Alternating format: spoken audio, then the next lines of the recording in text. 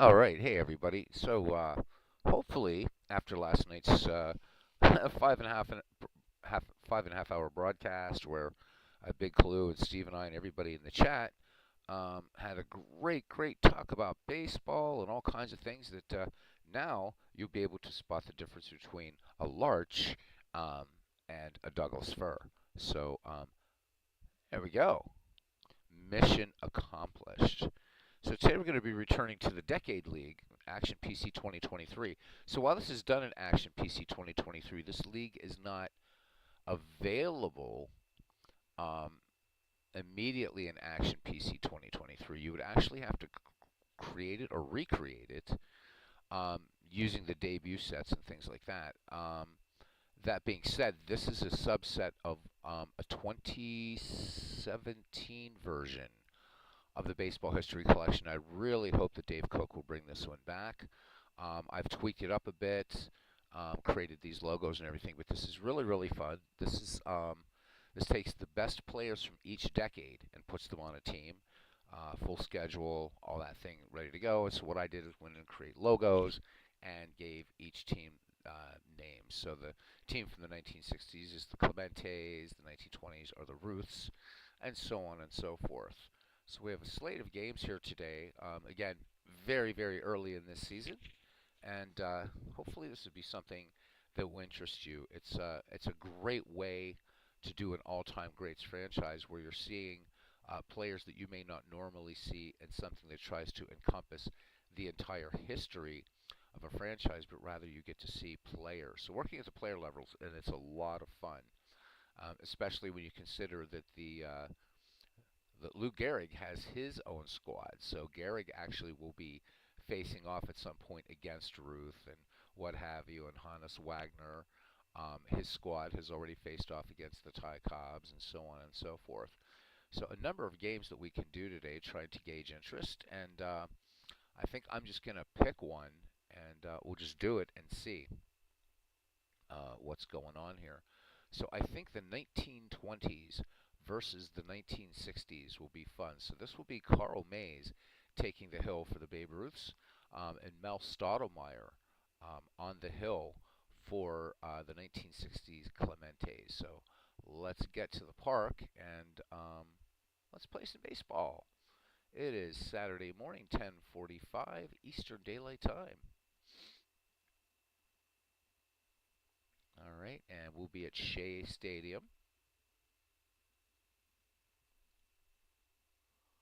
All right, and we'll do our computer lineup here.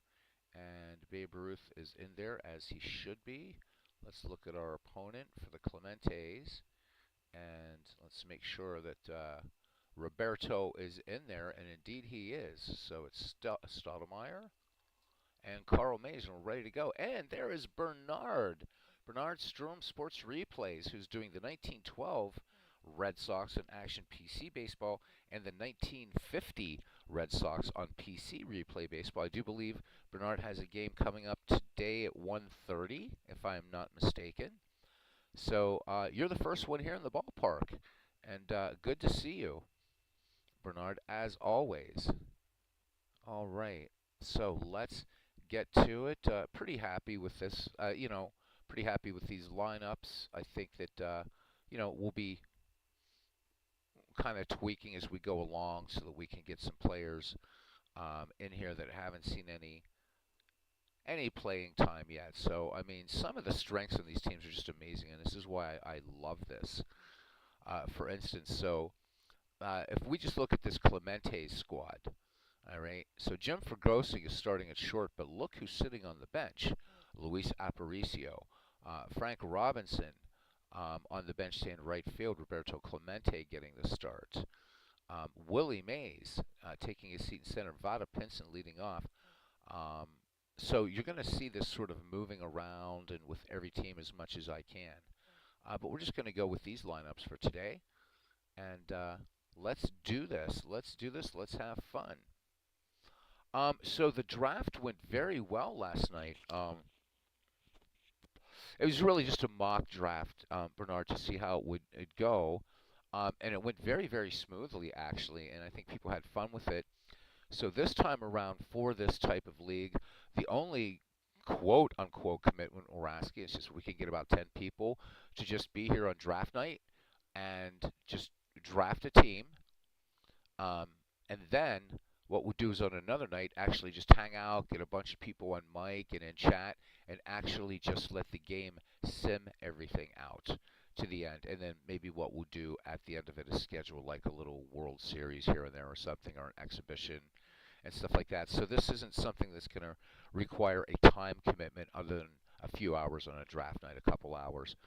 It worked beautifully. I think that the team composition for this one is going to be better. We learned from Shanks 2.0 that trying to play it out in a season isn't exactly the most prudent thing. So that most people had a lot more fun digging in and trying to create their own teams. And so that's kind of going to be the focus of this time around. So hopefully you'll consider joining us. It'll be a lot of fun.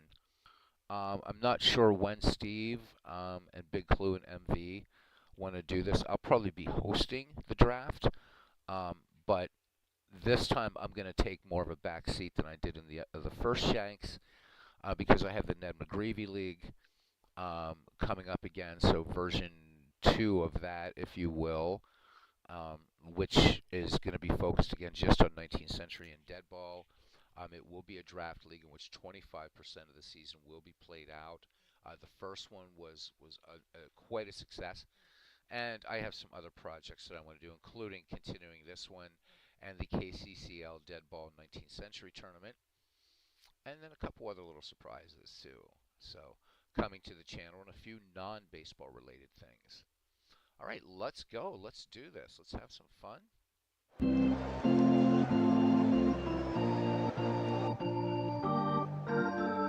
For anybody that has Action PC Baseball, if you would like this that I created, as long as you have the Baseball History Collection, let me know in the Discord. I'll zip this up and send it to you. You can make your own logos or you can have mine. So,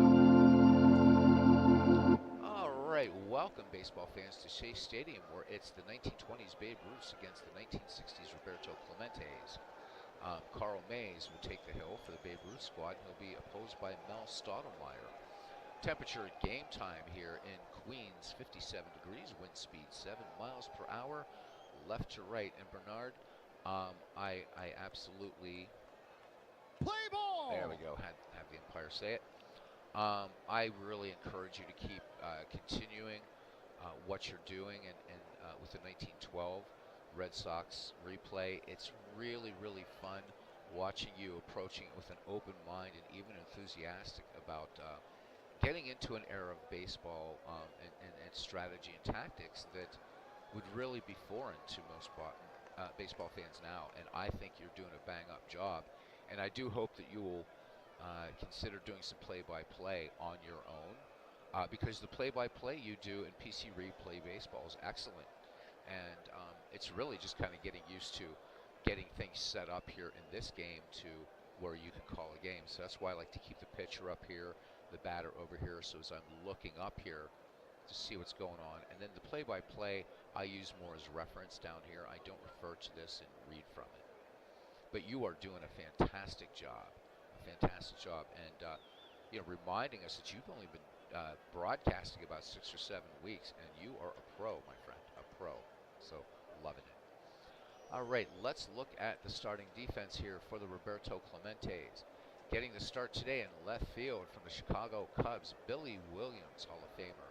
In center, a should-be Hall of Famer in center field from the Cincinnati Reds, Vada Pinson. And right, of course, a man that needs no introduction and for whom this team is named. In right field, Roberto Clemente. From first to third around the horn. At first base, acquired from the San Francisco Giants, Orlando Cepeda, the baby bull. At second base, Bill Mazeroski. At short, solid shortstop, Jim Fregosi. At third, the great Brooks Robinson. Catching from the Tigers will be Bill Freehand, and taking the mound and acquired from the New York Yankees, Mel Stottlemyre. So his record is a 2.84 earned run average, 17 wins, 13 losses, 272 and 2/3 innings pitched, 74 walks, 128 strikeouts. the league last year, hitting .228 against Stoudemire.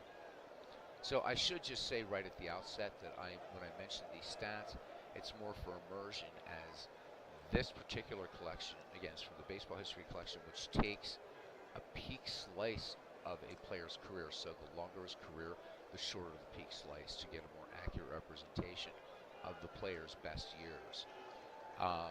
And that dead ball tournament that I'm doing, those are using actual seasons. So, all right, all of that being said, let's get to this ball game here. These teams with identical records, the 1920s Babe Ruths, are 1 and 2, as are the Roberto Clementes. The Rogers Hornsby, will lead it off. Second baseman, who had an excellent career both with the St. Louis Cardinals and the Chicago Cubs. Hornsby off to a torrid start with a .583 average, 3 home runs, 5 runs batted in. And we are ready to get underway here at Shea Stadium. Stoudemire ready now with the 0-2 delivery fastball, and Hornsby sends us out deep and long, and this one is gone to left field. And on the third pitch of the ball game, Rogers Hornsby knocks this one for 388 feet, almost hitting the Delta sign out there in left center field. So the Babe Ruths tally one here in the top of the first. All right, the great first baseman from the St. Louis Browns, Hall of Famer George Sisler now. Sisler not having a torrid start to the season, hitting just .071. So Sisler would like to pick this up. Sisler, an excellent hitter, superb bunter, and a great defensive player. Stoudemire has the sign from Bill Freehand, and now here's the 0-1. Sisler swings in this fastball, and this one lined over Mazeroski and into center field. Vada Pinson up with that, fires it into shortstop Jim Fregosi. So the speedy Sisler is on, and let's look at him. 30 thefts for George Sisler last season. And here he is, the man with more nicknames than anybody in baseball, right fielder Babe Ruth. So Ruth does have a home run thus far in this young season with an RBI, 2 runs batted in, of course. And he's hitting .333. So Sisler into a very good lead at first. Stoudemire checks the runner as Freehand runs through the sign. Stoudemire kicks and delivers. Here's the 1-0 to Babe Ruth, and Babe Ruth lines this one to right, base hit. Clemente and Pinson converge. Clemente up with the ball, fires it into Mazeroski. George Sisler, with his speed, will make it to third on the play. Runners at the corners, nobody out, as Midlife Crisis joins us here at Shea Stadium. He says, "Morning, gents." Lurking while he's squeezing in some yard work before it gets really hot. Man, take care of yourself, and when it gets to be too much, I don't care if you're 30 years old, don't be out in this stuff. Stay hydrated, but get in and relax, man. This is dangerous heat everywhere. Bernard says, thanks. When it comes to baseball players and teams from 1960, knows all the players. The reason he lets Action PC do the play-by-plays, it gives him time to read up on the players I don't know during the game. Oh, I totally get that.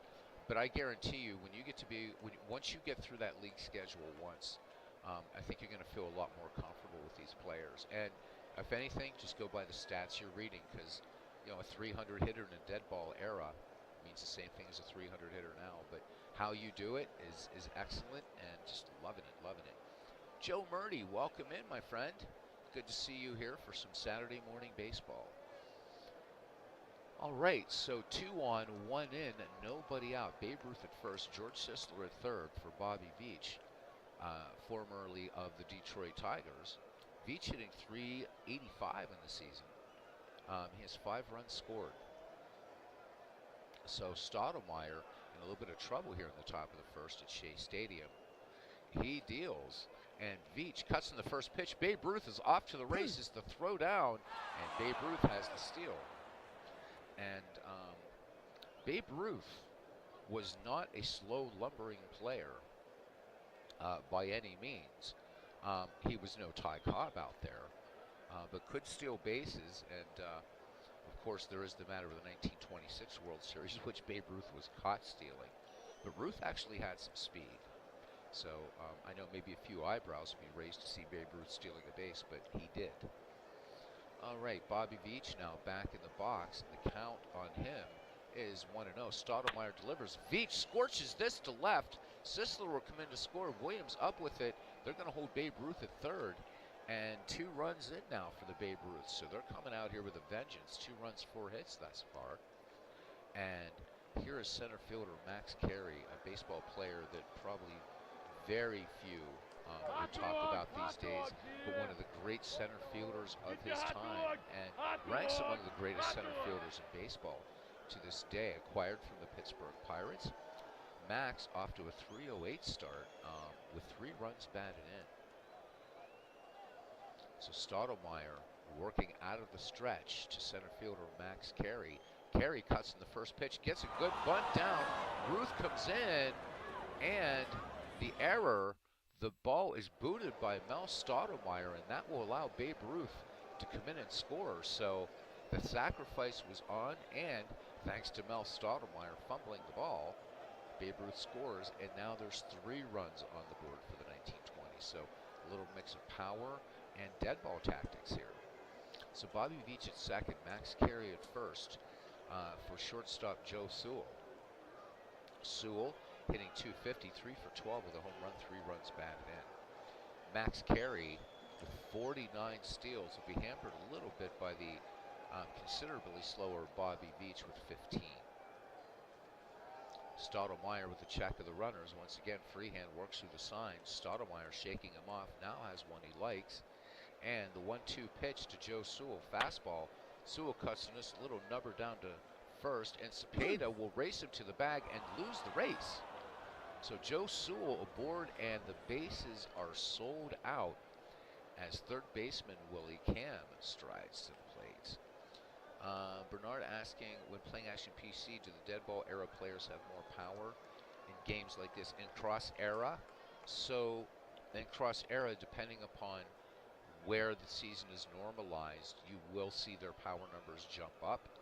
If you set it in the dead ball era, of course, in the power hitters, you're going to see those home run totals go down.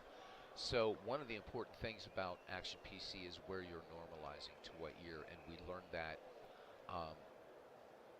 big time with our first iteration of the McGreevy League. And what we found, Bernard, was that players such as Wee Willie Keeler, who rarely struck out, you can fire up Baseball Reference, Keeler, one of the great place hitters of all time in baseball, was striking out a lot.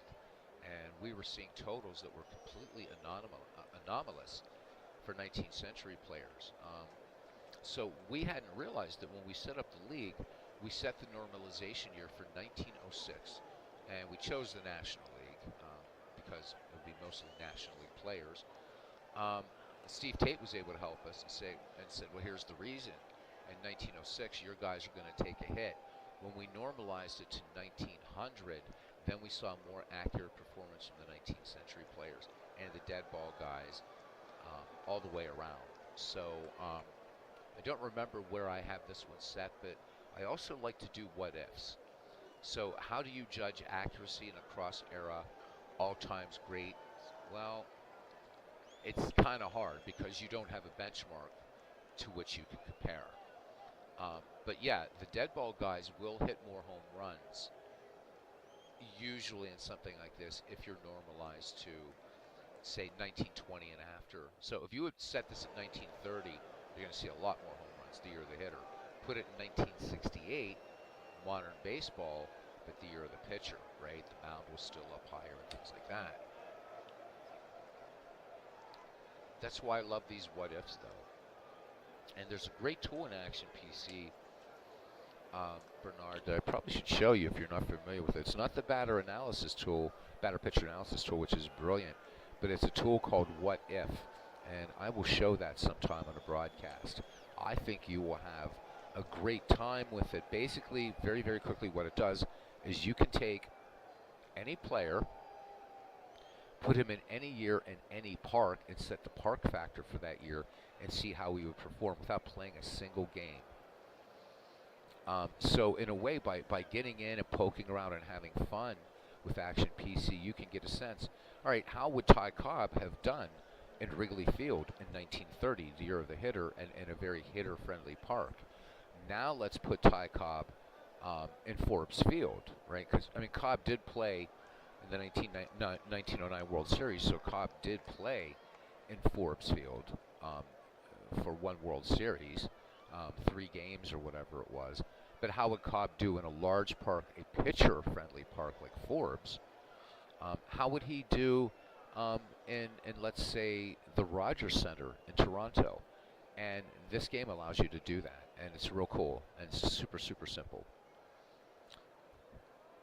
And might be even something you would want to consider when you're starting to create your own projects, when you want to try something in addition to the season replays, which are excellent that you do, by the way. And again, I'm not against season replays, not at all. I think they're fun. I have a 1934 one started, and a 1971 started in, out of the park, actually. All right, so the bases are sold out. Bobby Veach at third, Max Carey at second, Joe Sewell at first for Willie Cam. Willie Cam hitting an even 300 to start the season. 4 runs batted in for him. Stoudemire deals now, and the 2-0 to Willie Cam. And this fastball gets away from Bill Freehan. Bobby Veach will come in to score, and this one will be scored.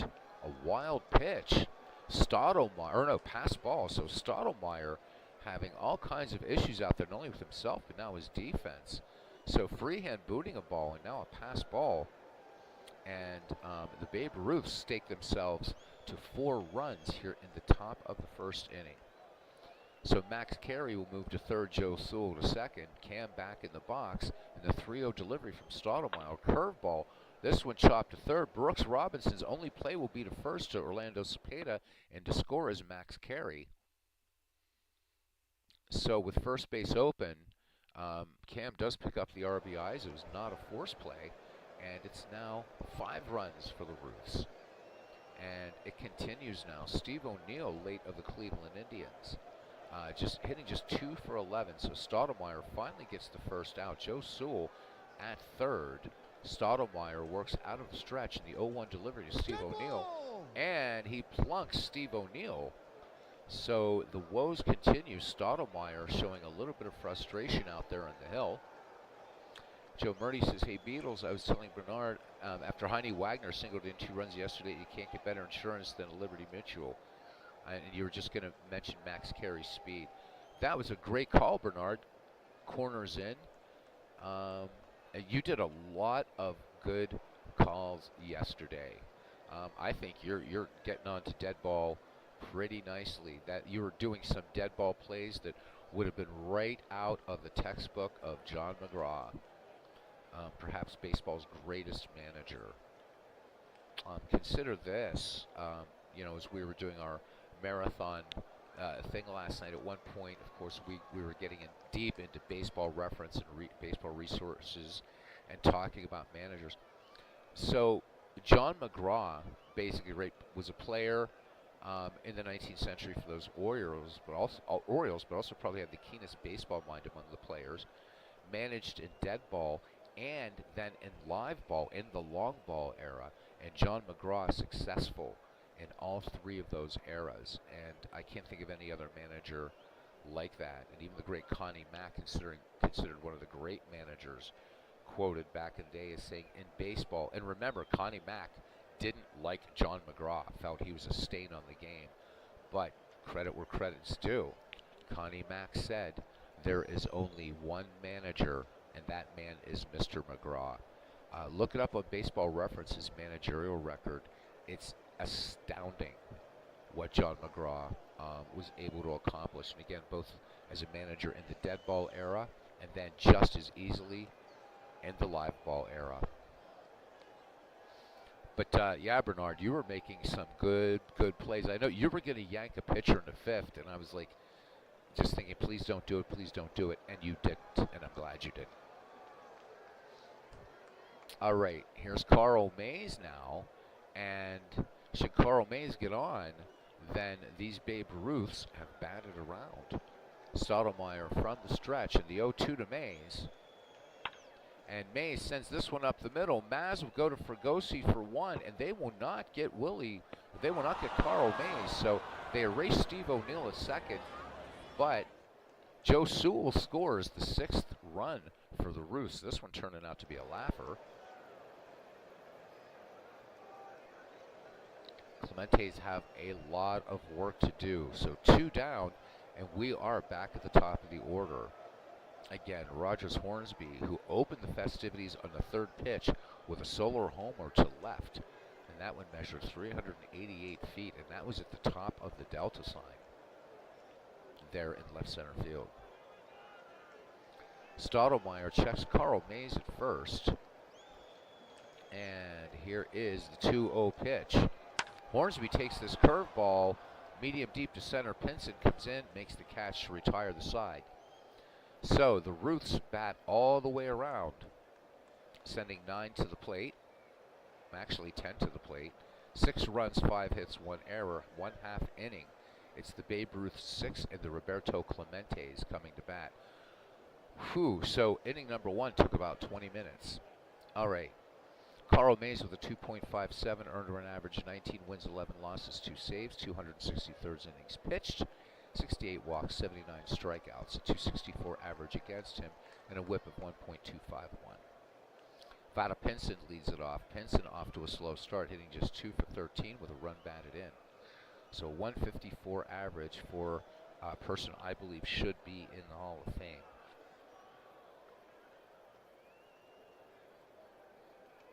Still getting over flu and a cold, so every once in a while I'm muting my mic so I'm not blasting your eardrums out with this terrible cough.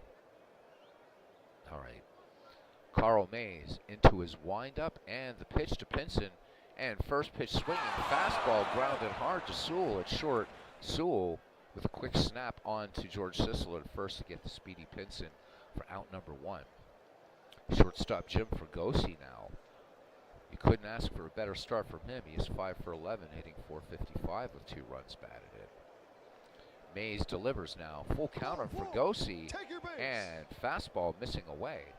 So that's the first walk issued by Carl Mays, and Jim Fregosi aboard.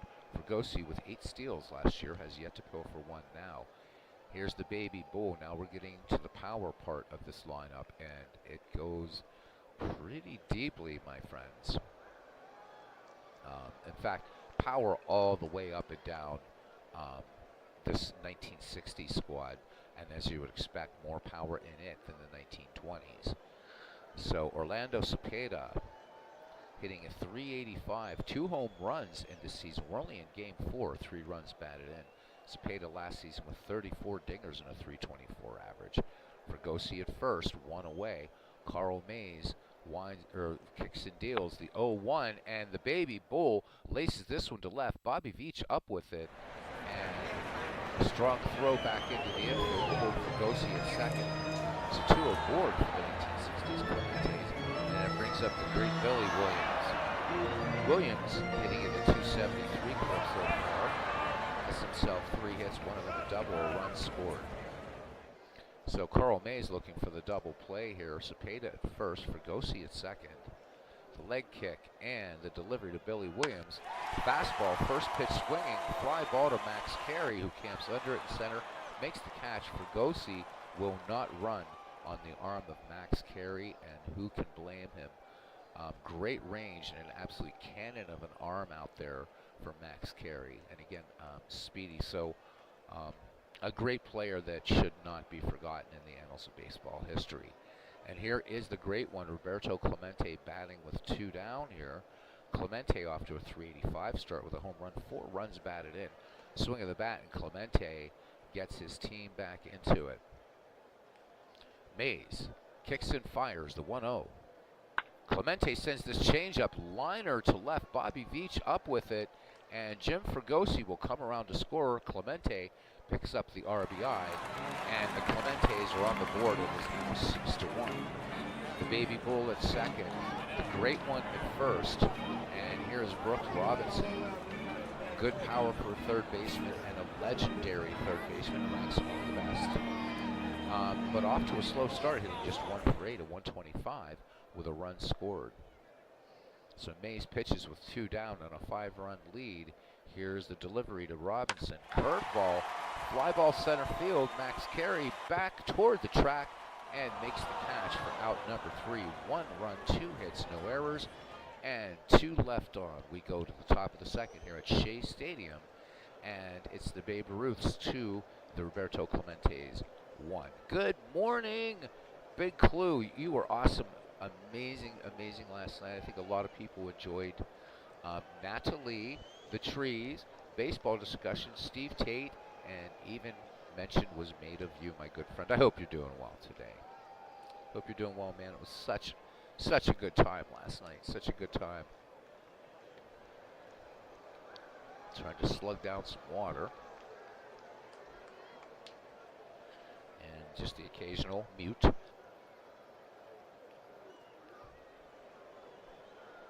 Yeah, Bernard, you're right. They almost never yanked pitchers in the dead ball era. So you're reading about a pitcher that was struck by lightning in ninth. They revived him, and he stayed in the game. Yep. It was considered bad form in the dead ball era to not complete the game. And so when you were looking at your roster yesterday and saying you didn't have a lot of choice for relief pitchers, that concept of what we think of as a relief pitcher just wasn't a concept yet. Pitchers would come in to relieve, but there wasn't really a thing like we have, like a relief pitcher, and certainly no specialists.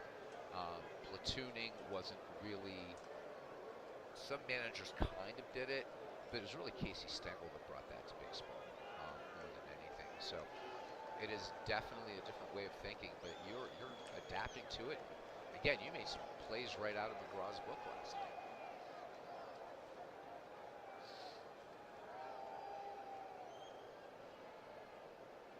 Yeah, come on, it's past your bedtime and you're turning into a pumpkin. I know, right? Oof. And then you and I were talking baseball yesterday on Discord, for about 4 hours. So 9 hours of baseball made me happy yesterday, plus catching Bernard's game. And yeah, just fun. All right, here's gorgeous George Sisler. So in the first inning, the Babe Ruths batted around. Actually sending 10 hitters. So Sisler, batting in the number 2 spot, leads it off, and he singled last time. Stottlemyre deals to Sisler. Sisler cuts in the first pitch. This fastball hard grounded to Maz. Maz again with a quick snap onto Cepeda. This time getting the speedy George Sisler. 1 up, 1 down.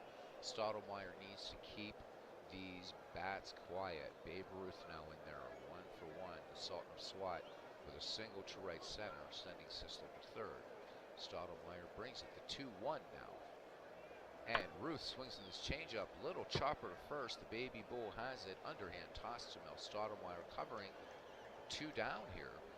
So Stottlemyre looking to get into a groove here. Bobby Veach 1 for 1. He had an RBI single, scoring George Sisler back in the first, at that time making it 2-0. All right, freehand going through the sign. Stottlemyre seems to have one he likes. Bases empty, 2 down. The windup in the 0-1 pitch, the fastball. And this one is a laser shot out of here. And just as we think Stottlemyre gets into a groove, Bobby Veach lines one out to sort of center, left center, if you will. This one just to the left of the that advertisement out there in center that I can't quite see what it is. So between the delta sign and that laser shot 387 feet, and it's 7-1. All right, here's Max Carey. Max Carey was safe on an error. Babe Ruth scored. So that error, when it was a sacrifice, or it was a squeeze bunt going on, Carey gets the bunt down, freehand boots the ball, and Babe Ruth crosses the plate.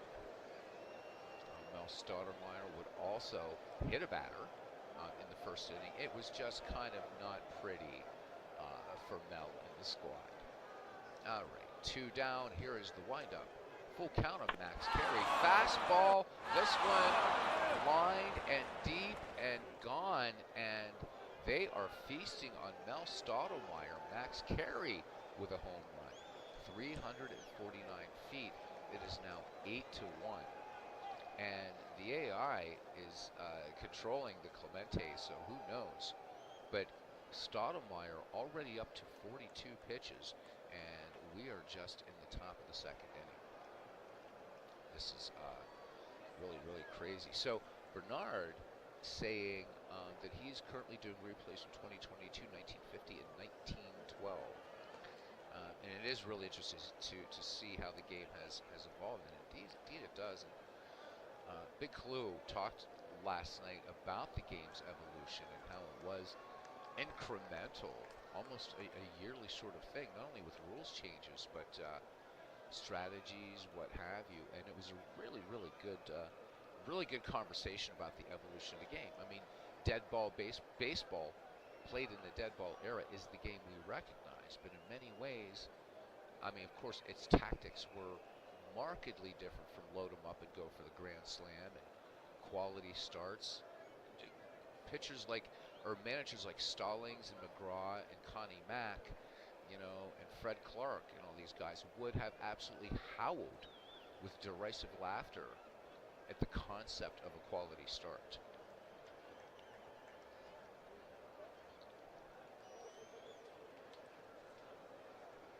Of course, there's also the discussion to be had about athleticism now versus then. These guys didn't have, the modern training methods, especially this 1920 squad. At least in the 1960s, there was much better understanding of physiology as it relates to kinetics and sports. But I would contend that players like Hannes Wagner, Tris Speaker, and Ty Cobb, they were naturally athletic, and had they had modern training, right, and modern understanding in physiology, kinesiology, would have excelled in this era. Just as I think any great player from now could have gone back and just readjusted to the tactics. My own opinion. Quality starts is a dumb stat, and the great stat, complete game. I'm following the baseball, the 2023 season just as much as standings, but has there been a complete game by one pitcher yet this year? I mean, even the no-hitter thrown right by the Yankees, I don't think that was a combined no-hitter, was it not, this year? Not to take anything away, it was still a no-hitter. But yeah, how many complete games are thrown now? We're not going to see, I mean, another dumb stat was total bases, but for different reason.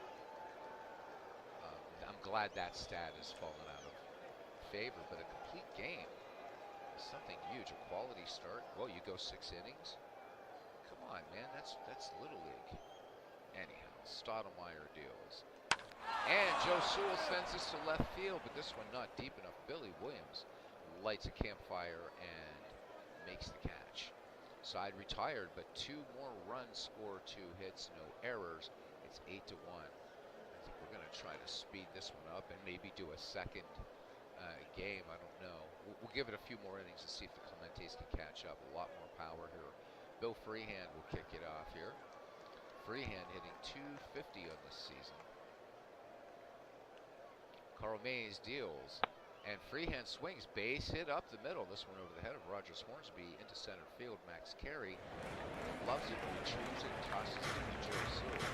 So Freehand four. And Bill with a run back. Freehand, no more speed at first. Mays does check the runner, though. The 1-2 to Maz. Fastball chopped up the line at first. Sisler will go to Sewell. Sewell back to Sisler for this 3-6-3 double play. So quickly, 2 outs, bases empty for pitcher Mel Stottlemyre. Let's see if the manager decides to allow Stottlemyre to pitch with a 7-run, or to hit with a 7-run deficit. Stottlemyre making his first appearance of the season, and he will stay in. Mays with the 1-2. Stottlemyre gives it a ride to center field, but right into the weighted glove of Max Carey, who taps it and moves it into the glove. No runs, 1 hit, no errors, nobody left thanks to the double play. 2 in the books here at Shea Stadium. It's 8-1 Roots over the Clementes. So Big Clue says 17 total games in Major League Baseball so far this year. Eovaldi is the only pitcher with 2 of them. So, and he says, Rangers now. Now, if we were to compare, and of course we could do this in baseball reference, let's go back to even what, the 1980s or 1970s, at this same point in the season. And I'll bet you're going to see a larger number of complete games. And then going back to the 60s, they're going to increase as you go back. Now, I don't want to be unfair and cite the dead ball era for complete games. There's another reason for that, though. Walter Johnson, and we could talk about that sometime. But 17 and how many games have been played right now in the majors? That's a tiny number. Tiny number. All right, Willie Cam now, nothing for one.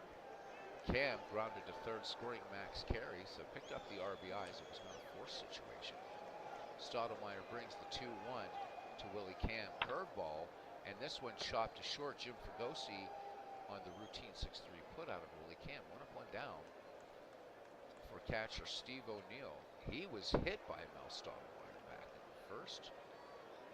They give way too much important 100-mile-an-hour fastballs than the pitcher's ability to hit a spot when pitching to a batter. If the pitcher loses 3 miles per hour off his fastball, he's pulled. Yeah, totally accurate assessment, Bernard. Totally accurate assessment. You got to throw the heat.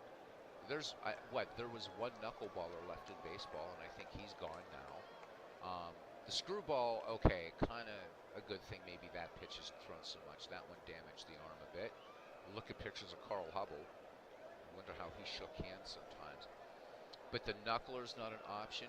Where are people working off-speed pitches, not just to get you to chase, but actually to go at a batter off-speed? It used to be in baseball, throw stuff, throw stuff, throw stuff. Now it's bring gas, bring gas, bring gas. And if these guys are throwing, trying to hit the, high 90s and into the triple digits, pitch after pitch, yeah, I mean, for them to go 9.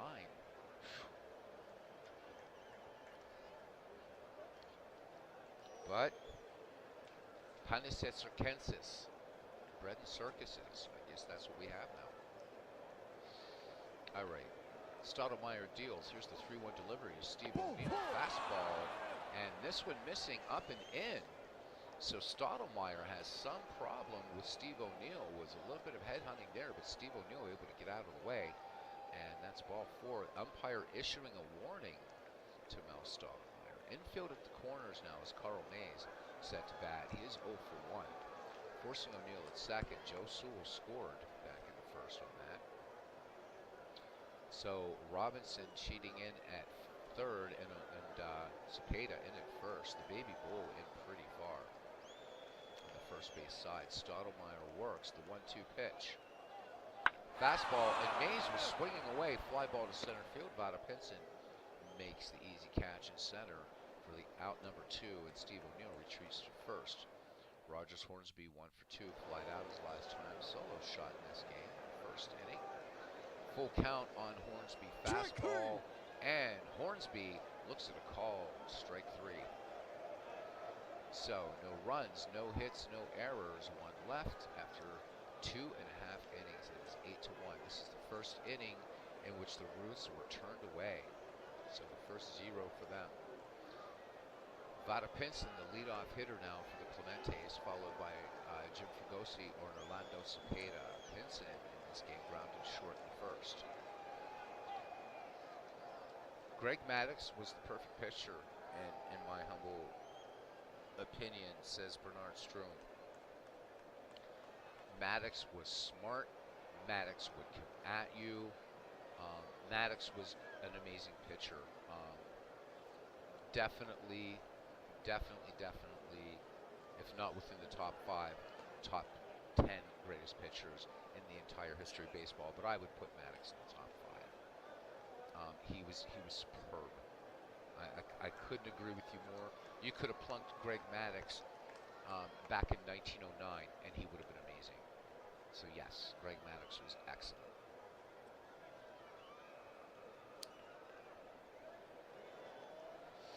All right, Vada Pinson now waits for the Mays delivery, the 1-0. Pinson, chopper to second. Hornsby playing in shallow. A quick off-balance throw. George Sisler to get Pinson for out number 1. So great play by the Raja there at second. Jim Fregosi now. Fregosi drew a walk against Carl Mays. his last time up. The kick in the 2-2 delivery.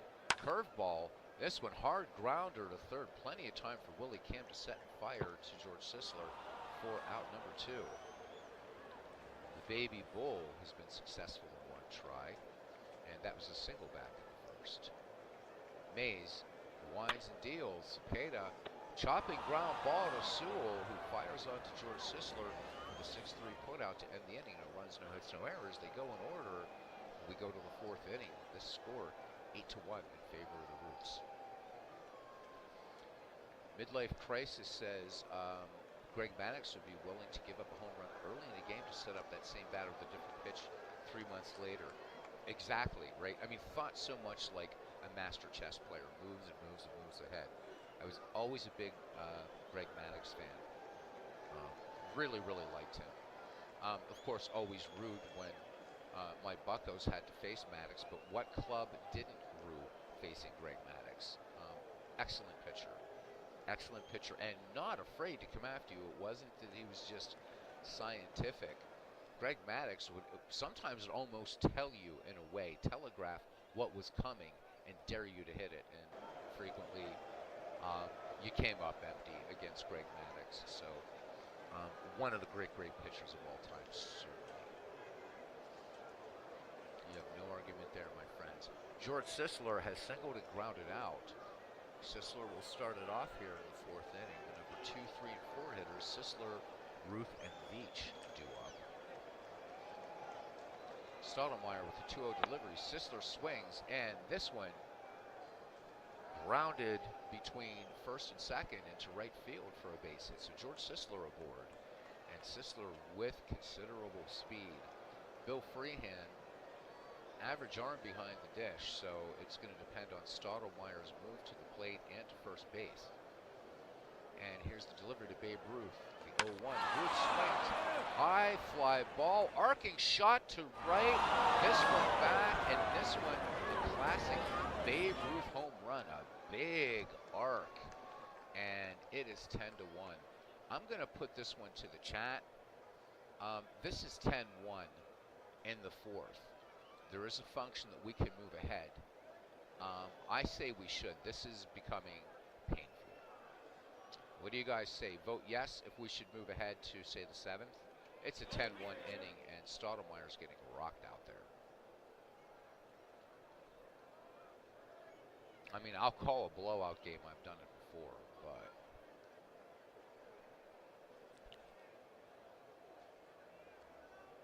And if I don't hear anything, I'll just make an executive decision. It's early in the season, so nothing really at stake here except a win or a loss. So, Maddox's fastball was about 93 early in his career. By the end, his fastball topped out at 86 and was still tough. It was still tough. All right, let's see. Quick. Let's go to Zoom. Let's take this to. Let's go to the. Let's go to the end of the 6th. Let's jump it up. It's 11-1. Oh my God. This is so bad. So, yeah. He's just getting killed out there. All right, let's just move on. Let's go to Zoom again. And let's go to the end of the 8th. 14-3. There's no way. There is absolutely no way. We're just going to go ahead and let this go. I rarely do this, but in this case, game ends 14-3. For the 1920s, Ruth's 2 for 3 of the home run for Babe Ruth, 2 RBI. Bobby Veach went 3 for 5. And went downtown once. He batted in 2. Willie Cam 2 for 5, 2 runs batted in for the Babe Ruth. No highlights for the Roberto Clementes. Mel Stottlemyre absolutely got any synonym you want to rocked, beat up, violated. For the 1920s Ruths, 14 runs, 13 hits, no errors. For the 1960s Clementes, who fall to 1-3, 3 runs, 10 hits, and one error. I'm just curious. Let's see. Carl Mays goes the distance. 9 innings, 3 runs all earned, walked 5, struck out 1. Stottlemyre went 5, um, was hit up for, so all home runs in this game were off Mel Stottlemyre. Um, Juan Pizarro came in and worked 2 innings and walked 2 and gave up 2 earned runs. Ted Abernathy came in and gave up an earned run and walked 1. So 3 total strikeouts, and those were by the guy that got absolutely spanked. How do you even name a player of the game in a blowout? It's like the whole team. The MVP goes to Bobby Veach. So, wow. That was painful. Yeah, this is like watching Hawaii slap Manchester around. I couldn't let that go on. I don't normally believe in a mercy rule for baseball, but once we got to the end of the 7th, and it was 11-1, there was no way these guys were going to come back. All right, so wow, we just call it a broadcast right here. Hmm. All right, we have the 1910s and the 1980s. Hippo Vaughn versus Jerry Royce is a possible game. We have the Lou Gehrig's of the 1930s versus the Mike Piazzas of the 2000s. Or is that the Piazzas? No, yes it is. It's the Piazzas. Lonnie Fry, it's be Fry and Webb. We could do the 1900s versus the 1990s. George Mullin against Brown. We have Mullin and Brown. 1940s and 1950s. That could be kind of fun. I think. Kind of in baseball though. Tex Houston, Lou Burdett.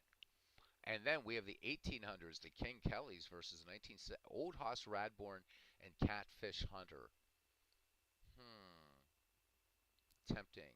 What do you think? 19th century versus 1970s baseball. Got to pick a game here, or not, or not. Bernard says that he used to watch Tim Wakefield when he's with the Red Sox blow batters with an 85-mile-an-hour fastball. Yeah, because he had that great knuckler too. And I cannot forgive the Pittsburgh Pirates for giving up on Tim Wakefield. Wakefield goes on to Boston and has a fantastic career. The Bucks just gave up on Wakefield, and such a shame. Such a shame. Wakefield's so beloved of the Red Sox. Hall of Fame? Probably not. Hall of extremely good? Absolutely. Tim Wakefield's such a mainstay. And that knuckleball adds years to your career, doesn't it? All right. Bernard says he has to run an errand before his 1:30 broadcast. See you all later today. Oh, you will. Absolutely. 1:30. Be looking for it. That gives us a couple hours here to play, although we're not going to do 2 hours. Um, hmm. All right. Very, very quiet chat, so maybe we will not do another one. Maybe we'll just call it right here and let Ernie Harwell call a game or something. See what else I have in here as far as seasons, something to mess with. Oh, I had to restart the 1929 World Series, Big Clue, because I accidentally created it in the wrong database. So, Big Clue coming back after some research. So the incidence of a complete game in Major League Baseball today is approximately 1/15th as frequent as it was in the 1980s. Wow.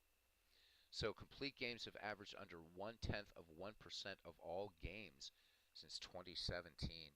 Oh my God, that's incredible.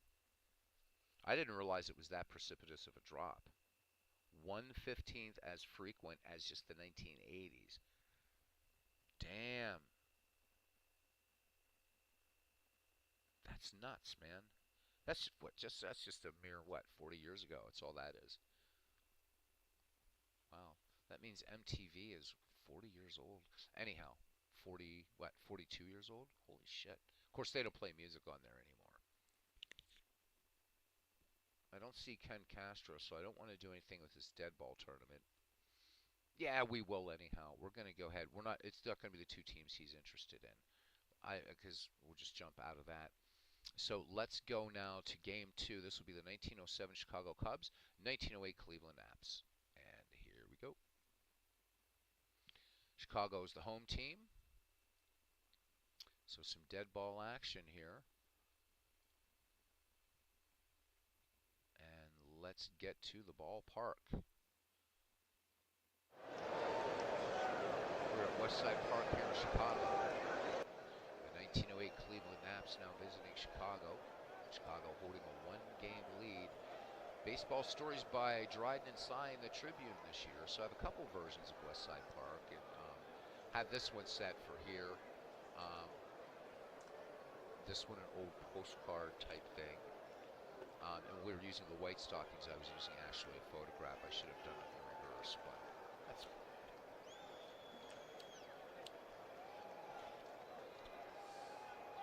And here we go. So let's look at the starting defense for the 1907 Chicago Cubs. In left field, Jimmy Sheckler. By the way, this team is excellent, as great as the 1906-1907 Cubs were. They really didn't move each other a lot. Jimmy Schlegel in center, Frank Wildfire Schulte in right, first and third around the horn. Player manager, the fearless leader, Frank Chance at second. Johnny the Crab Everts, a brilliant baseball mind, by the way. At shortstop, Joe Tinker. At third, Harry Steinfeld. Catching, Johnny Kling. And pitching, Ed Rollbach. So Ed Rollbach in 1907, 1.69 earned run average, 17 wins, 4 losses, 192 innings pitched, 64 walks, 96 strikeouts. The National League hitting just 221 against Rollbach that year, delivered 1.099. Josh Clark will lead it off here for the Cleveland Naps. Clark in this tournament is hitting 273 with 2 runs batted in. Midlife Crisis says Danny Cox pitched 10 shutout innings versus the Phillies in 1983 in his Major League Baseball debut. The Cards lost in extras. You never see that again. Nope. Big Clue says with Bernard, Maddox had the most pinpoint control of any pitcher he ever saw. I don't understand why a team hasn't paid him to help develop an instructional program in the minor leagues. It's no accident, by the way, that his older brother Mike has been highly regarded as arguably the best pitching coach in Major League Baseball for the past 20 years. It's because Major League Baseball lacks vision, or these teams. If I were the Cubs or the Braves, management, I would definitely be having Greg Maddux do that. The owner that would be doing that would almost be, right, almost getting quasi Branch Rickey status. Why not getting perhaps the greatest pitcher of the last 40 years?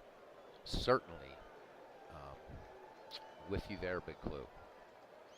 All right, Josh Clark now in the box against Ed Rollbach. Looking at the weather here in Chicago, it's a chilly day, 40 degrees clear, but the wind's 15 miles an hour in from left center, so they're bundled up here as Harry Stevens regales the crowd with Shakespeare sonnets, hot dogs, and apple pie.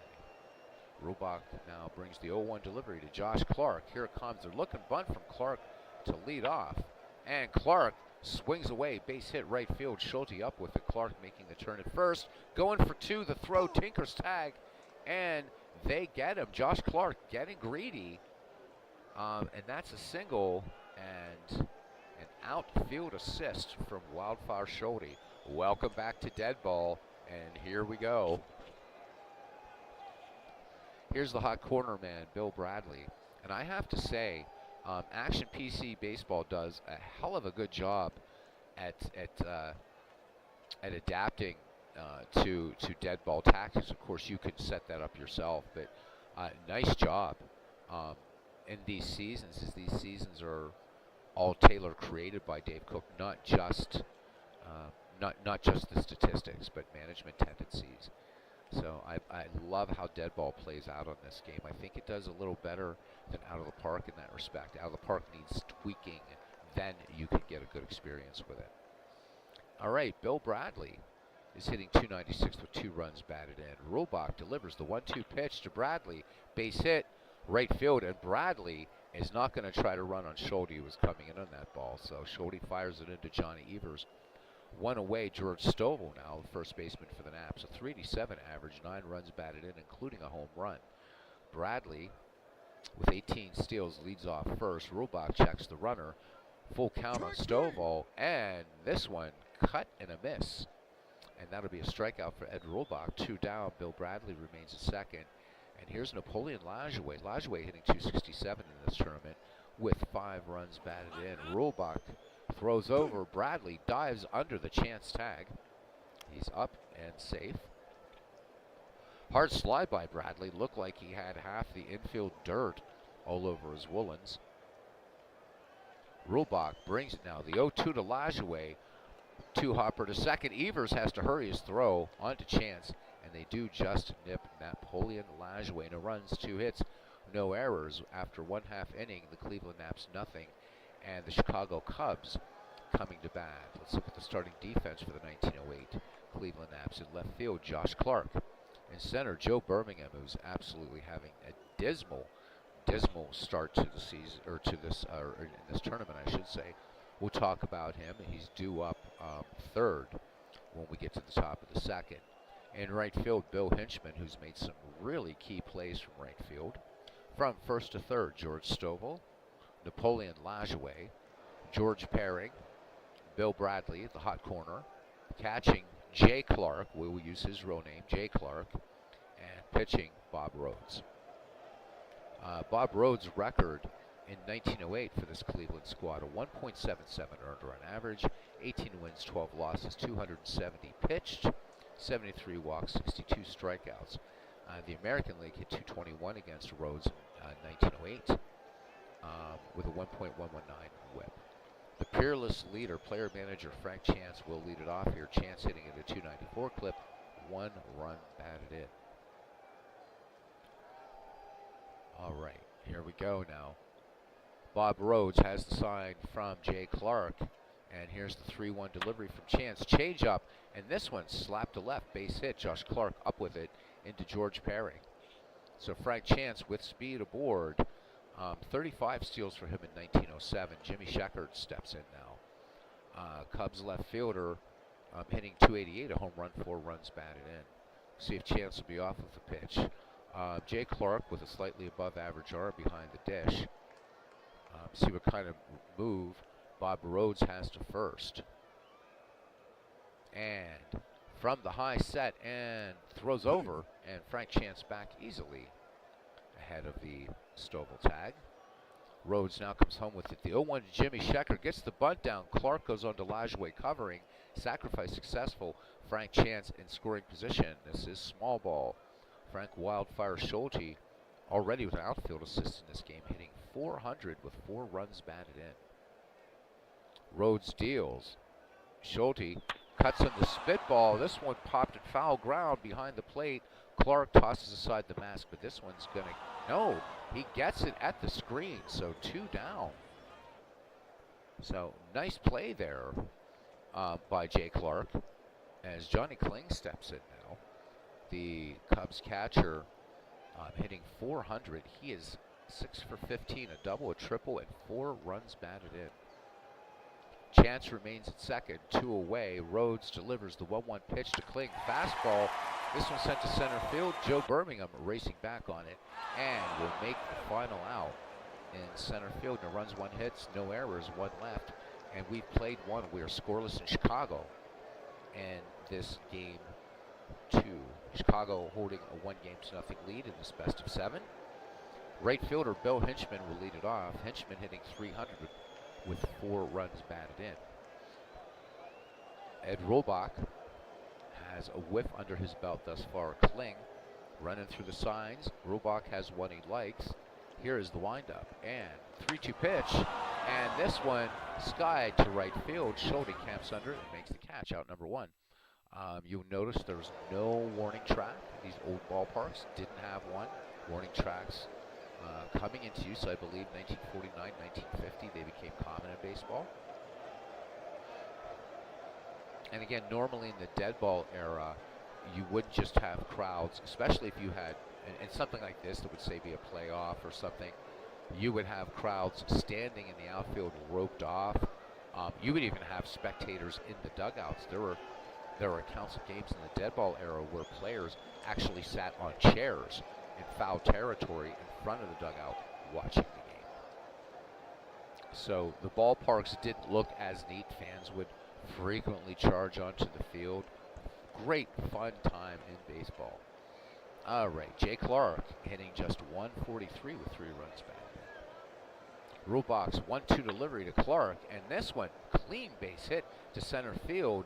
Jimmy Schlegel up with it and gets it to Joe Tinker. So that will be the 3rd hit for Cleveland in this game. And we talked about Joe Birmingham.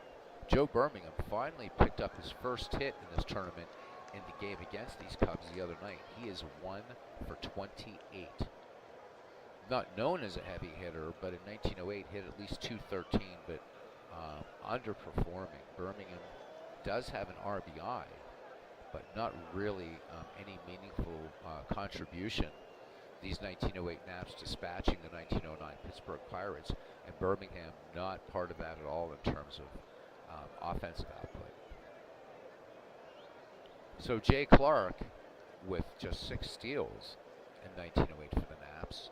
Conservative leadoff first, about 2 steps. Robach peers at the runner, leans in, has the sign from Johnny Kling, and here's the pitch. Birmingham, hard grounder to Tinker, to Evers, to Chance. We finally got to say it. The double play. Oh, I love it. 6-4-3, Tinkers to Evers to Chance to end the inning. No runs, 1 hit, no errors, nobody left. We go to the bottom of the 2nd inning, and we are scoreless here at Westside Park in Chicago, the home of the Cubs until they took over Wigman Field, now known as Wrigley. Jimmy Schlegel starts it off here, followed by Harry Steinfeld and Johnny Evers. Schlegel doing just as bad as Joe Birmingham. It must be a center field curse here, baseball fans. Jimmy Schlegel, nothing for 11 in this tournament. Bob Rhodes deals to him the wind and the 1-2 pitch. Lazy fly ball to right. Hinchman edging toward the line, makes the catch. 1 up, 1 down for Harry Steinfeld. In this game already just a lot more fun than that first slaughter. All right, Steinfeld, the unsung parts of this Cubs infield. I guess Franklin P. Adams couldn't figure out how to put Harry's name in here. Steinfeld hitting .313 in this tournament with 2 runs batted in, hit .266 in 1907 for the Chicago Cubs. Cubs would go on to defeat the Tigers in that World Series. Cobb never won a World Series, never got a ring. Rhodes deals. Here's the 2-2 pitch. Base hit center field. Birmingham fires it to Lajoie. Steinfeld turned it on the Jets, and that is a 1-out double. So Steinfeld in scoring position for Johnny the Crab Evers. In that book that I've been touting, Tales from the Deadball Era, you read that Johnny Evers, really, really smart. And there's a wonderful passage in there where he does a scientific breakdown of how long it would take a runner to steal second. It's just brilliant. You just got to read it. Evers, so smart. Of course, Evers pivotal in that in the infamous Merkle play in 1908. Johnny Evers, learning a lot more about him, and what a very, very keen baseball mind, Johnny the Crab Evers. Right, Big Clue says Schlegel's unlucky. Birmingham is just that bad, right? Words are weighty with nothing but trouble. Tinker to Evers to Chance. Finally glad I got to say that on this channel. Jeez. In the context of a play. All right, Rhodes delivers to Johnny Evers, the 2-0 delivery, and Evers cuts on this one. This one, a 2-hopper to short, pairing up with it and tosses on to Stovall for the out. That's number 2, and Harry Steinfeld remains in scoring position at second. Joe Tinker steps in now. Tinker hitting just 182 with a run batted in. Joe Tinker and Johnny Evers would not speak for years over a dispute on cab fare. Again, just a team that they really didn't like each other. There was just no love on the Chicago squad, and yet were so amazing in the 19-aughts and in the 19-teens. Cubs, Pirates, and Giants, the first dynasties of baseball. Rhodes deals to Tinker. Here's the 1-1. Steinfeld was on the move. Hard chopper to Bradley at third. Plenty of time to retire Tinker for out number 3. No runs, 1 hit, no errors, 1 left. 2 in the books here at Westside Park in Chicago. And we are still scoreless as George Paring will lead it off. Paring is hitting .250 with a run batted in. Rulbach brings it now. The 0-2 delivery to Paring. Fastball, 2-hopper to short, and Tinker has it on to Chance for the 6-3 put out. So 1 up, 1 down here.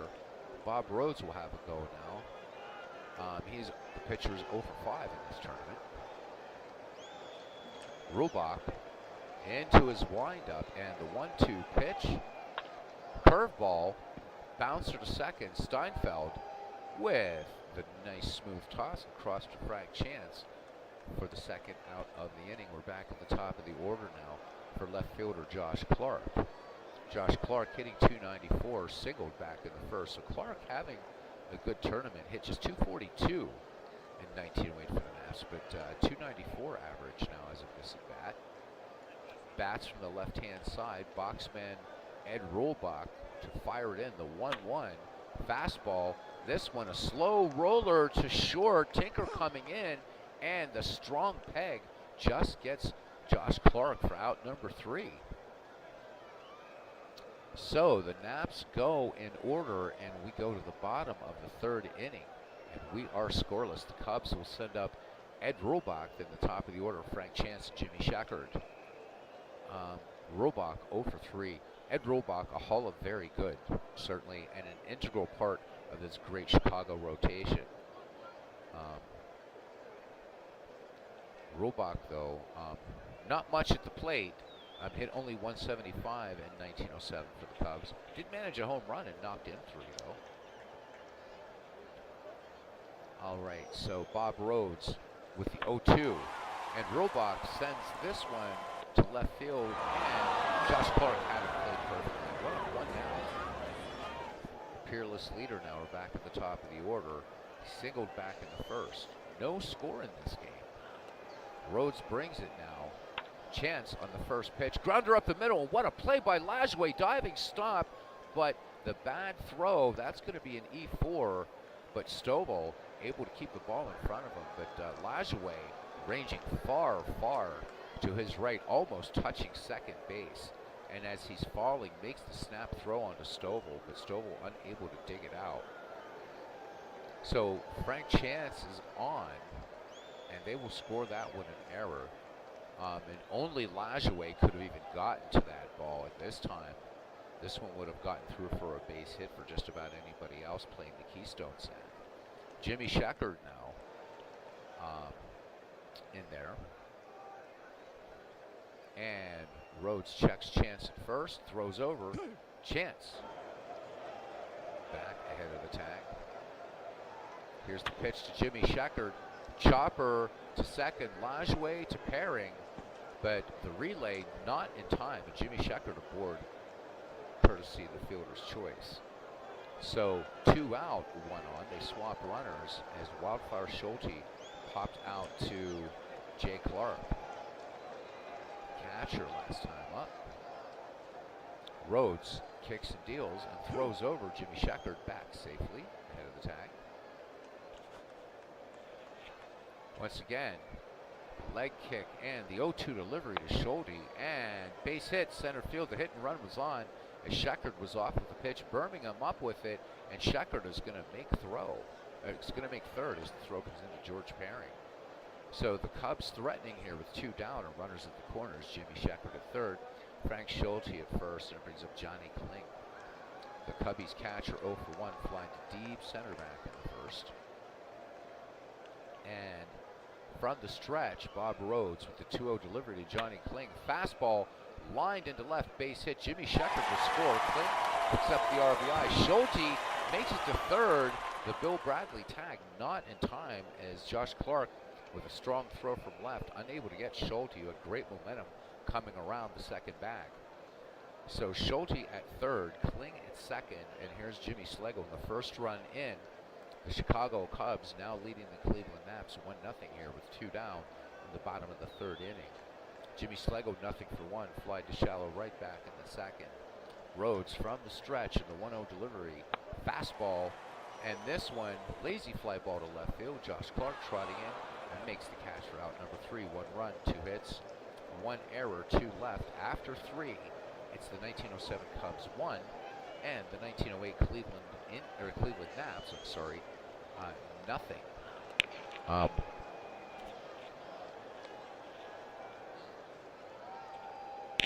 I will, of course, show this on Out of the Park Baseball 24, but for those of you, you know, Out of the Park players, now that the Cleveland Baseball Club has demanded that the old Indians logos with Chief Wahoo cannot be used, and the words Indians cannot be used. There is a way around it. So very quickly, but I'll show this in Out of the Park Baseball. Instead of picking a historical season to play, all right, what you got to do is create a custom game and then switch to real major league teams and just select all your teams from there. And once you do that, then go down, change the name from the Guardians to the Indians, then go to the Indians home page, click on Modify Team Logos, and if you have that mod installed that you can get on Steam, or if you've downloaded the logos from any site on the internet or whatever, just put in Chief Wahoo and you have the Cleveland Indians. So that is the easy workaround, and I'll show that the next time I do an Out of the Park game. So I know a lot of people have been saying, look, they were the Cleveland Indians after all. So there you go. You can work it around and have the Cleveland Indians, except the only time you can't do that is playing the 2023 season. That will not work, but it will work for any past season if you do it that way. And again, I'll show you. All right. Bill Bradley, nothing for one. He will lead it off here for the Nats. The number 2-3 hitter, 2-3-4 hitters due up. So that'd be Bill Bradley, Stovall, and Lajoie. Bradley singled back in the first. 7 hits for these teams. 4 for Chicago, 3 for Cleveland. 1 error for the Naps. The Naps have only stranded 1. Chicago is stranded 4. It's a good ball game here as Ed Rulbach sets to deliver. The 2-2 count to Bradley. Hard grounder is to Harry Steinfeld at third. Sets and fires to Frank Chance. And Bill Bradley is out number 1. First baseman George Stovall now in on the right side of the plate. He struck out against Rulbach back in the first.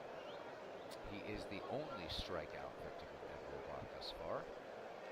And Big Ed winds and fires the 2-2 pitch, and George Stovall looks at a called strike 3. This one catching the inside corner. Good control there by Rulbach. Second strikeout, second out of the inning. Napoleon Lajoie, nothing for 1, grounded to second. Lajoie making that great play last inning, but unfortunately committing an error. Rulbach with the 1-1 delivery. Lajoie, hard ground ball to Evers. This one on to Chance. And Cleveland goes down 1, 2, 3. We go to the bottom of the 4th. And it's 1907 Cubs 1, 1908 Naps nothing. Cousin Ken Castro says, good morning. I'd be remiss if I failed to mention the wonderfully entertaining acumen displayed last night on this channel. By God, you two guys know and can speak on baseball with the elite. Credit needs to go to Big Clue on that one, Ken Castro. I just knew what questions to ask. But thank you. But really, Big Clue was just amazing last night. I want to get him on again to do some color in the game and everything. And that is high praise coming from you. I decided to move forward with this, but the 19th century player, the 19th century, the 1894 and 1884 games will wait for you when you're here, Ken. First game we were doing in that Decades League, and the Babe Ruths absolutely destroyed the 1960s Clemente 14-3. I actually quick played the last half of that game. It was a disaster. This one is a lot more fun. So, all right. So Harry Steinfeld leads it off here. Steinfeld followed by Johnny Evers and Joe Tinker. A double to left center for the hot corner man for these Cubbies. Back in the second inning. Bob Rhodes, no strikeouts, no walks. Rulbach with 2 strikeouts and no walks. Rhodes deals. Full count on Steinfeld, and the changeup missing low. Steinfeld picking up the walk. First one for Bob Rhodes in the contest. Yeah, definitely, Cousin. Definitely humbles. Like, he's blushing like Bugs Bunny and drag right now. Oh my goodness. I'll never be able to although we've seen Bugs Bunny, so don't want to see that. It's kind of funny. All right. And Cousin, I finally got to utter the words. We had a Chicago double play. I got to say it, Tinker to Evers to Chance. It felt so nice. Remember when we did that 1908 matchup between the Giants and the Cubs, and we never got to do Tinker to Evers to Chance. Finally, since this damn channel started in 2017, I got to say it in the context of a play. I'm happy, man. I'm happy. See, that's how simple-minded I am. All right, Harry Steinfeld with 19 steals in 1907.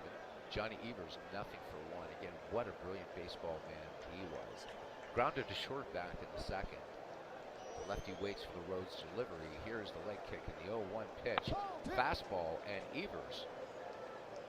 This one will foul tip behind the plate. The count 0-2 as the Crab back in there. Now Rhodes tosses over Steinfeld back ahead of Stone's tag. Just barely, close play. And the 0-2 curveball, and this one slapped up the middle, base hit. Steinfeld will make third on the play. Birmingham up with the ball and getting it in. Steinfeld, though, turning on the Jets and just kept going. Runners at the corners for these Cubs, and again, this is a best of 7, but I think these Naps may be overmatched by these great Chicago Cubs teams. This team selected by MV over the 1906 Cubs, who, of course, as most of you know, lost the 1906 World Series. They were heavily favored. They were such a dominant team, and lost to crosstown rivals, sort of crosstown rivals, Southsiders, the hitless wonder Chicago White Sox, largely on the pitching of Ed Walsh, defeating the Cubs.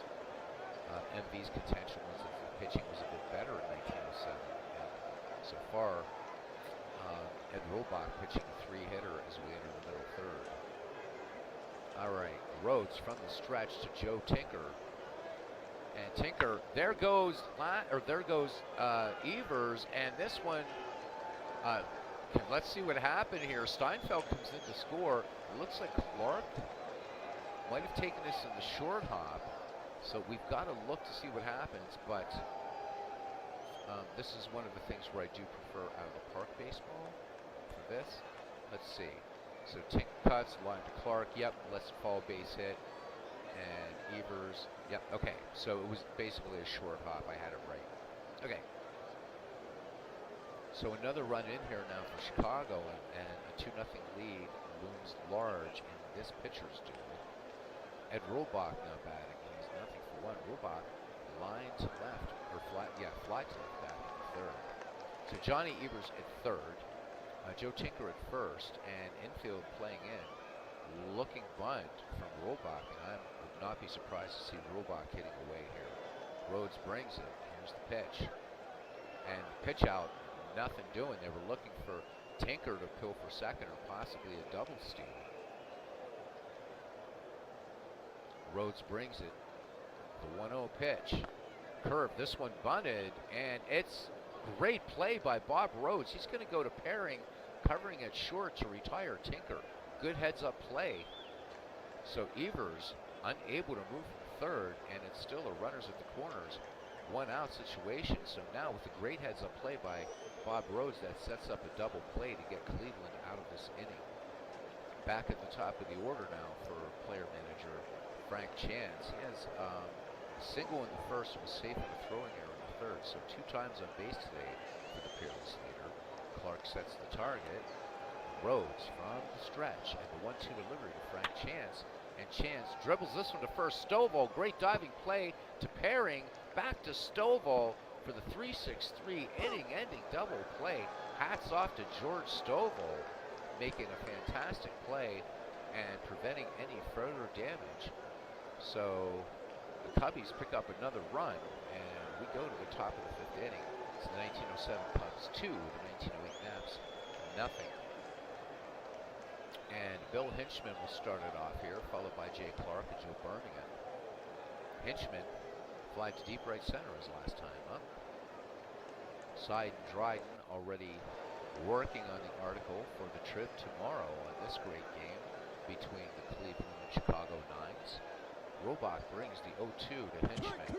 And Hinchman gets a piece of it, but Johnny Kling holding on for a straight 3. So one down here in the top of the 5th baseball fan. Cleve baseball fan coming in says, good afternoon, everyone. Got 45 minutes left in his work day. And good to have the sun in the background. Glad to provide it for you, Tim. Welcome in, my good friend. Big Blue says he just clocked in, so this is welcome distraction. At least it's not coal mines of West Virginia. Joe Murdy says, here's a good book. Let me click on that really quickly, guys, because anybody says good book, and I have one coming in today. So, A Century of Baseball Lore. Oh, man, I had this book ages ago, and definitely going to pick that up. Thank you, Joe.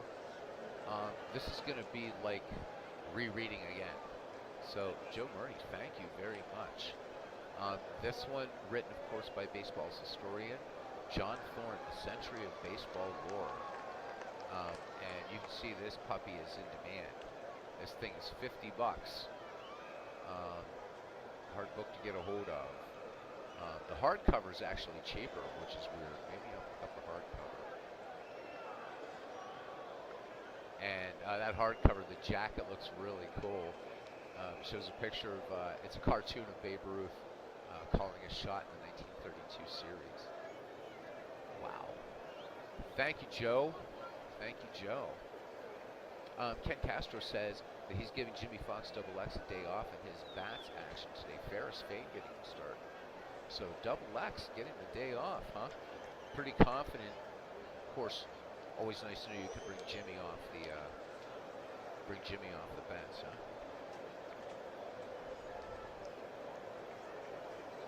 Okay.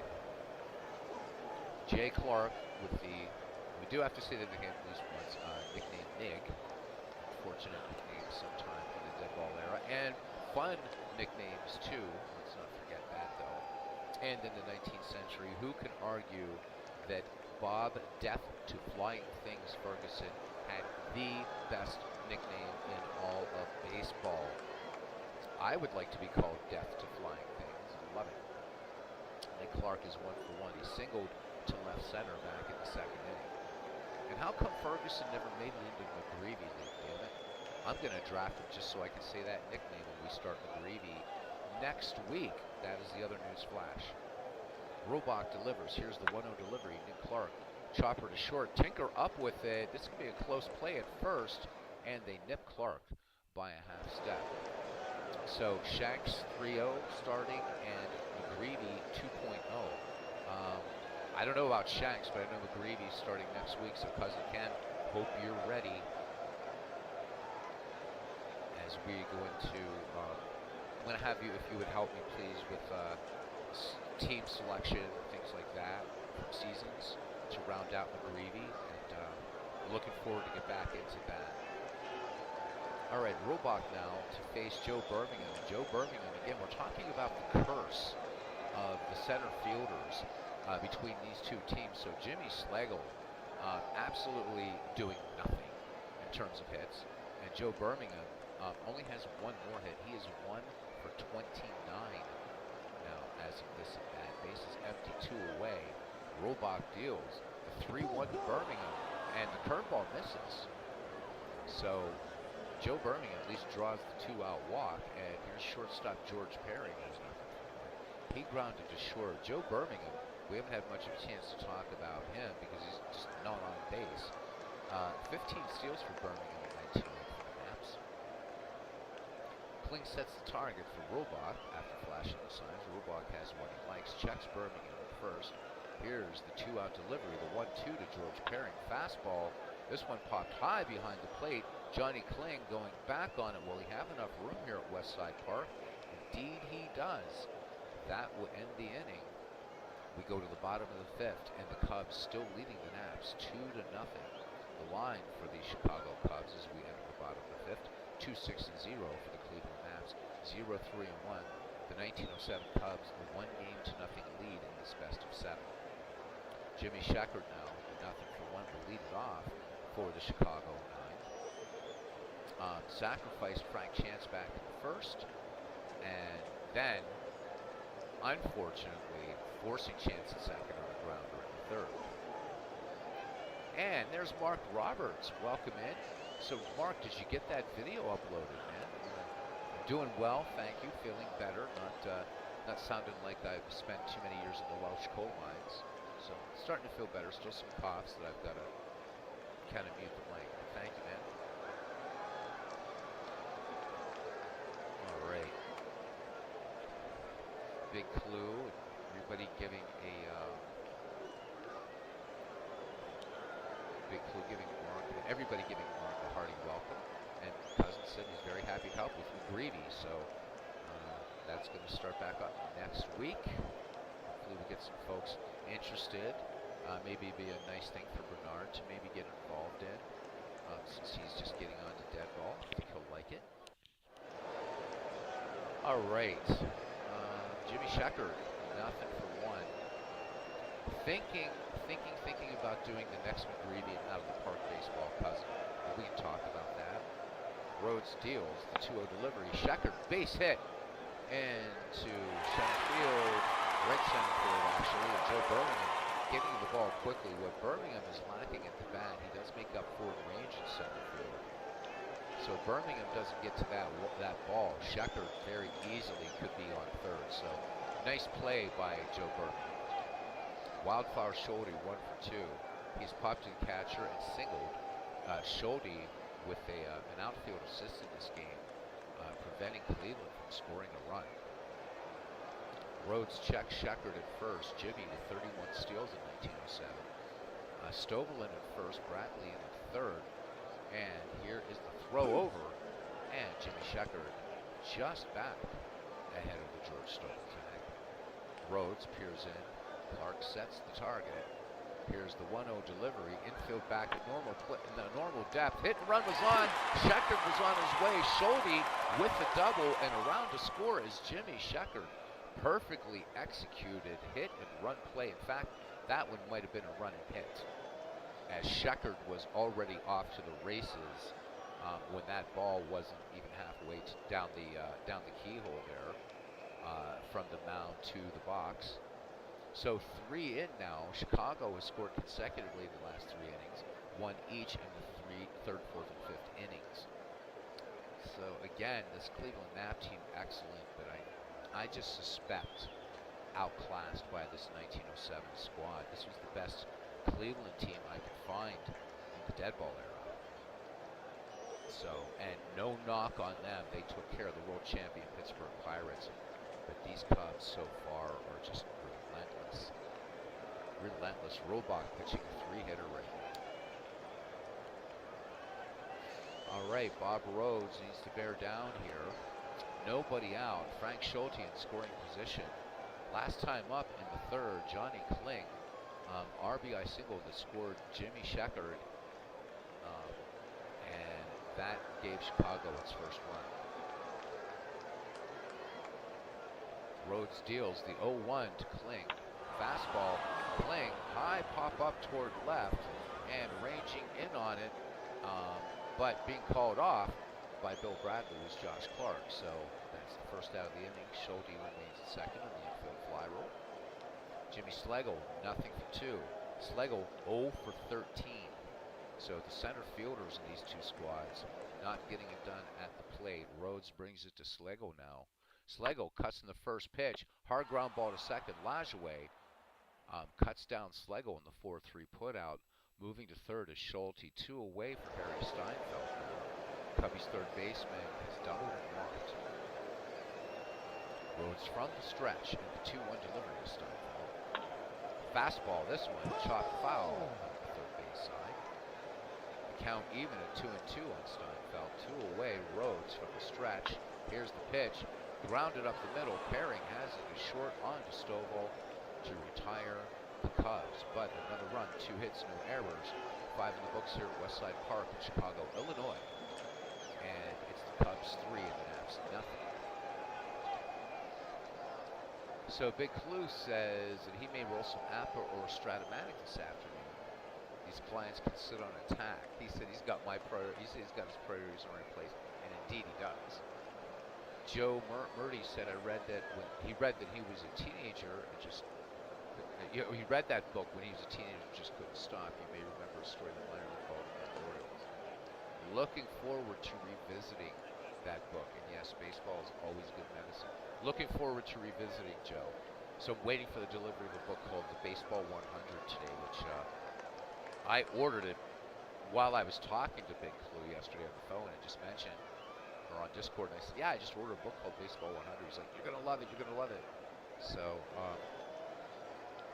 yeah. Looking forward to it. 880-page volume. Man, if it's a big, fat baseball book, no-brainer, man. That's insta-buy for me. So I'll let you guys know how the book is. Critics seem to love it. So Bob Rhodes grounded to third, back in the third. We're here in the sixth inning now. Robach, the pitching line on him, 5 innings, 3 hits, 1 walk, 3 strikeouts. Robach, the 2-1 delivery now to Bob Rhodes. Changeup and base hit. And this one hard hit into left field. Jimmy Sheckard up with it. So Bob Rhodes picks up the 4th hit for the Nats. And leadoff hitter Josh Clark now strides the box. Clark with a single and a ground out. Potential double play situation here as Bob Rhodes with only 2 steals in 19 away from the Nats. Robach checks the runner. Here's the pitch to Clark. First pitch swinging, grounded to Tinker, to Evers, to Chance. Baby, we got to do it twice.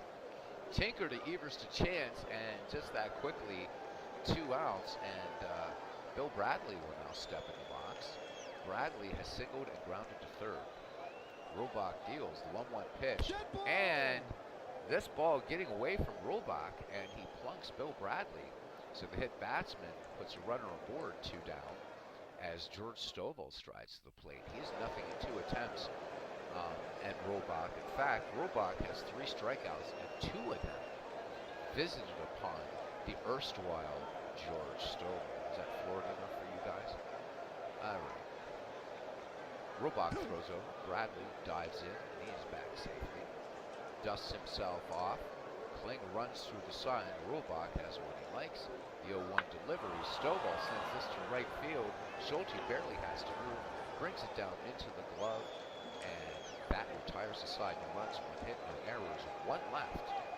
Bottom of the 6th at Westside Park in Chicago. It is 3-0 in favor of the Cubbies. Ken says, I want to get this off my chest. I detest so-called know-it-alls who distribute content in this community verbose New York style. You know the type, reality, they don't know squat compared to the boys in his family. Cousin Ken, thank you for that, Ken. Very much. Oh, I ordered the paperback, Big Clue. Again, I'm either starting a job on the 18th or the 23rd. So, and possibly I have like 2 other things out there. So the hardback was a little bit more expensive. I had to go paperback, unfortunately. But it's the content.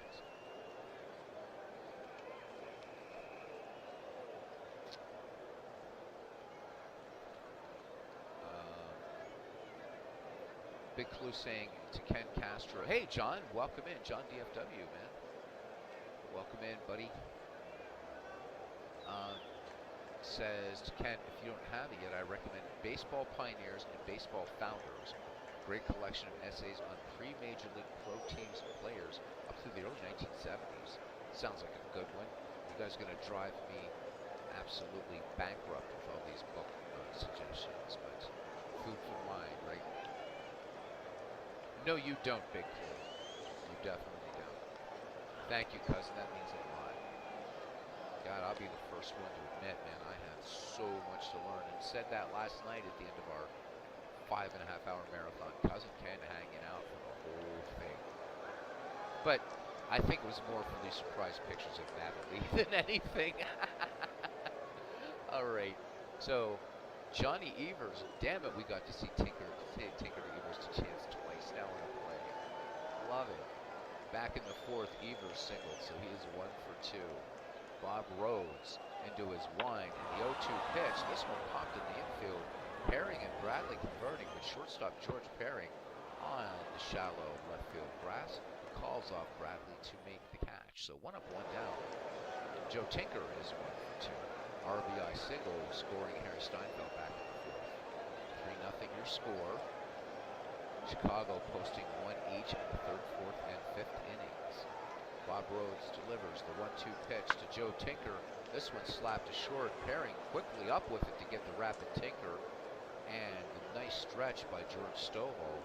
And the Chicago shortstop will go back and sit on the bench. 2 up, 2 down.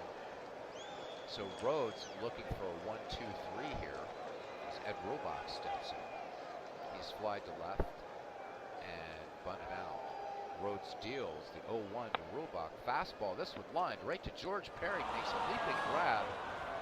And for the first time since, well, in this entire game actually, the Cubs are turned away in order, and we go to the 7th. This game moving a lot more quickly than the first one.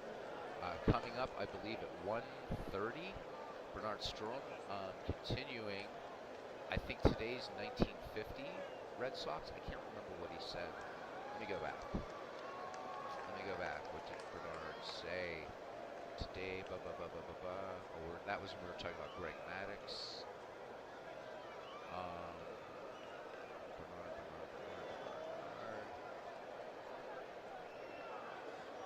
Sorry guys, I'm just trying to find what his broadcast is today. We know it's Red Sox. We just don't know which year. He's doing 3 replays.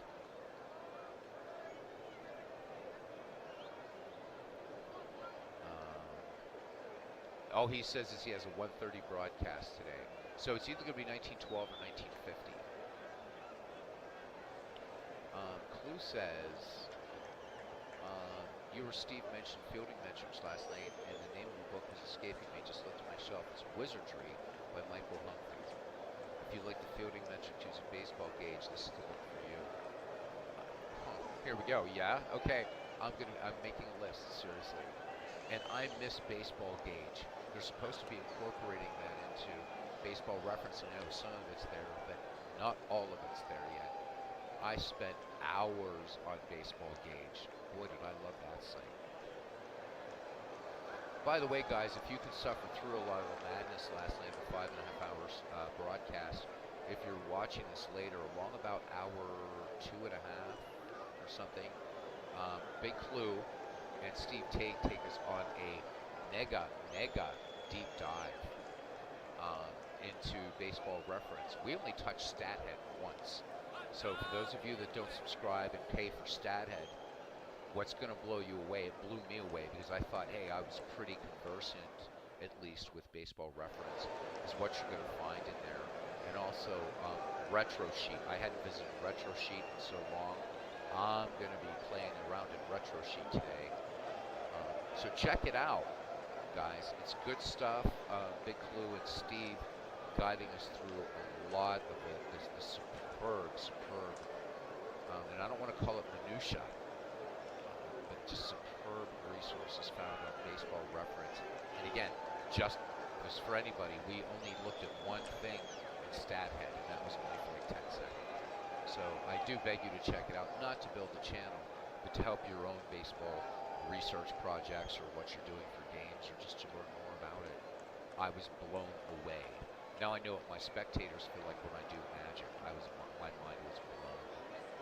All right, Napoleon Lajoie, 0-2. Thank you for letting me do that little public service announcement. Lajoie is grounded to second twice. Robach deals. Here's the pitch to Lajoie. Lajoie sends this little grounder to third base. Steinfeld sets and fires to Chance for out number 1 here in the top of the 7th. And Bill Hinchman now. Hinchman 0 for 2.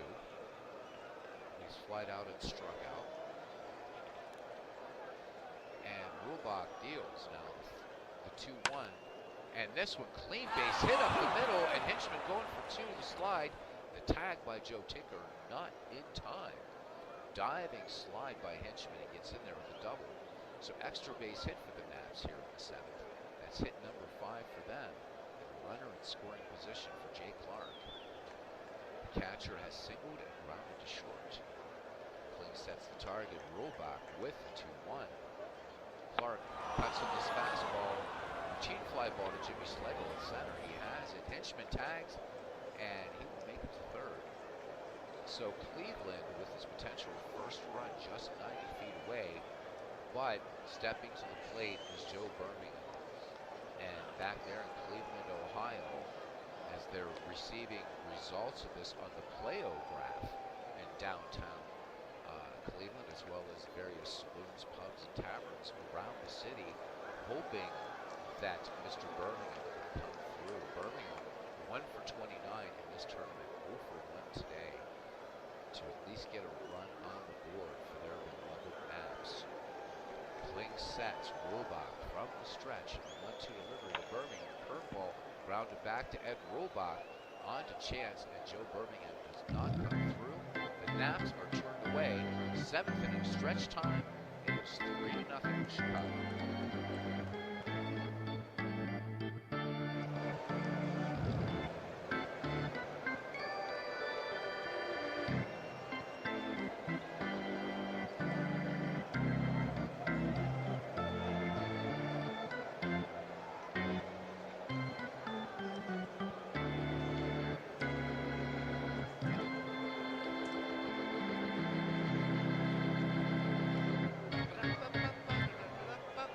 There we go. Hi, Dad. Good. What's going on? Having some fun today, Dan. He's checking in on his way to work, or he's at work. So, Dan, good to see you. And he says, Retro Sheet is awesome. So much info. I know, man. Dan, I used to go to Retro Sheet literally for those cool play-by-play files and for schedules. That was it. Last night was my first visit to Retro Sheet in years. And those research articles and everything, oh my God, between that, Saber Baseball for Reference, Back to Baseball, Baseball Cube, you know what? I'm just going to get facilities up here and a hot plate, and I'm going to live like one of those single room occupancy guys in Chicago and just do baseball all day and figure out a way to pay my internet bill. Well, I won't go to that extreme, but Retro Sheet is not what I remembered it to be. I wish they'd let me redesign their website a little bit, though. It's a little sparse in terms of design, but so Big Clue and Steve Tate just put a serious hurting on my brain, and I have so much to learn. I felt like pre-kindergarten last night. I mean, they weren't making me feel that way, you know, but wow, an embarrassment of riches. We live in a great era, guys, for this game that we love so much. All right, bottom of the 7th, and Frank Chance back at the top of the order here, and then Jimmy Shepherd and Wildfire Schulte. So Chance in this game, 1 for 3, had a single back in the first, and grounded into a double play in the 4th, and was safe in an error in the 3rd. Bob Rhodes with the 0-2, the windup, and changeup. This one, fly ball, left field. Josh Clark going back about 5 paces will bring it down. Out number 1 here in the bottom of the 7th. Left fielder Jimmy Shepherd singled back in the 5th. No RBI for Shepherd in this game. Cubbies scoring their runs in the 3rd, 4th, and 5th. Rhodes deals to Shepherd.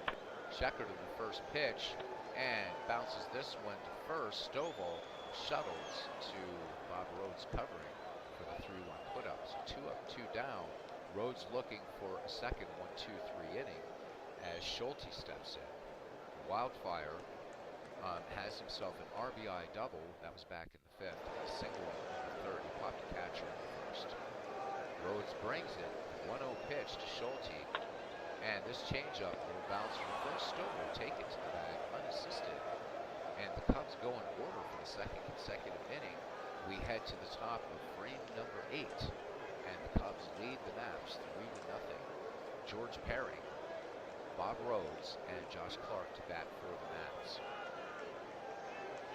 Shortstop for these Cleveland Nats, George Perry is 0 for 2. He's grounded out and popped out. Rubach deals the 0-2 to Pairing. Popped on the infield. Chance, Evers, and Shorty converting, but Chance says, stay away, I got it. So 1 up, 1 down. And Bob Rhodes, who was 1 for 2, had a single back in the 6th. Rubach to deliver to his mound opponent. The 1-0 delivery. Rhodes laces this one to left, but Steinfeld, nice grab on that play. Diving grab at third to deny Mr. Rhodes of a possible extra base hit. So 2 down back at the top of the order for left fielder Josh Clark. Clark grounded into a double play back in the 6th. In 1908, Clark grounded into 5. Rubach into his windup, and the 0-2 pitch, spitball, base hit under the webbing of Joe Tinker into left field. Jimmy Schlegel up with it. So the Nabs pick up their 6th base knock of this game, and Ed Rubach now will face Bill Bradley with 2 down. The hot corner man was hit by a pitch. Was hit by Rubach back in the 6th. Kling sets the target. Rubach throws over. Josh Clark back in time. Kling running through the signs. Rubach nods, and the 2-2 pitch. Bradley swings, grounder to third. Steinfeld will go to Evers to get Josh Clark and retire the Nabs. No runs, 1 hit, no errors, no one left. We go to the bottom of the 8th, and Chicago maintaining this 3-0 lead. Johnny Kling, Jimmy Schlegel, and Harry Steinfeld will bat for these West Siders in the bottom of the 8th inning.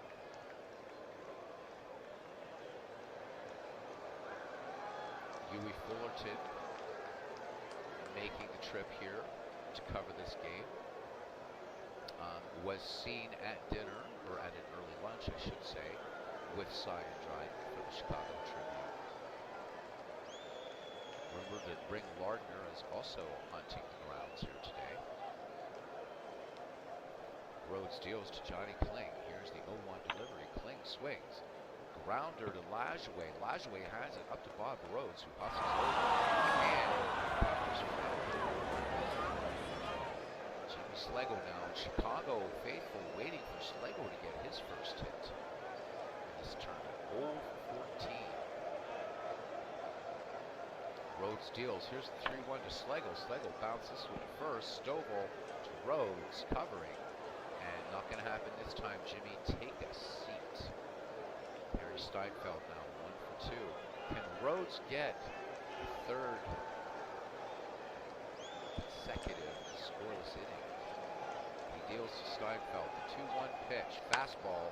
This one grounded hard to third. Bill Bradley with a quick pick and toss to Stovall to retire Steinfeld, and indeed Bob Rhodes scoreless now. Faces the minimum.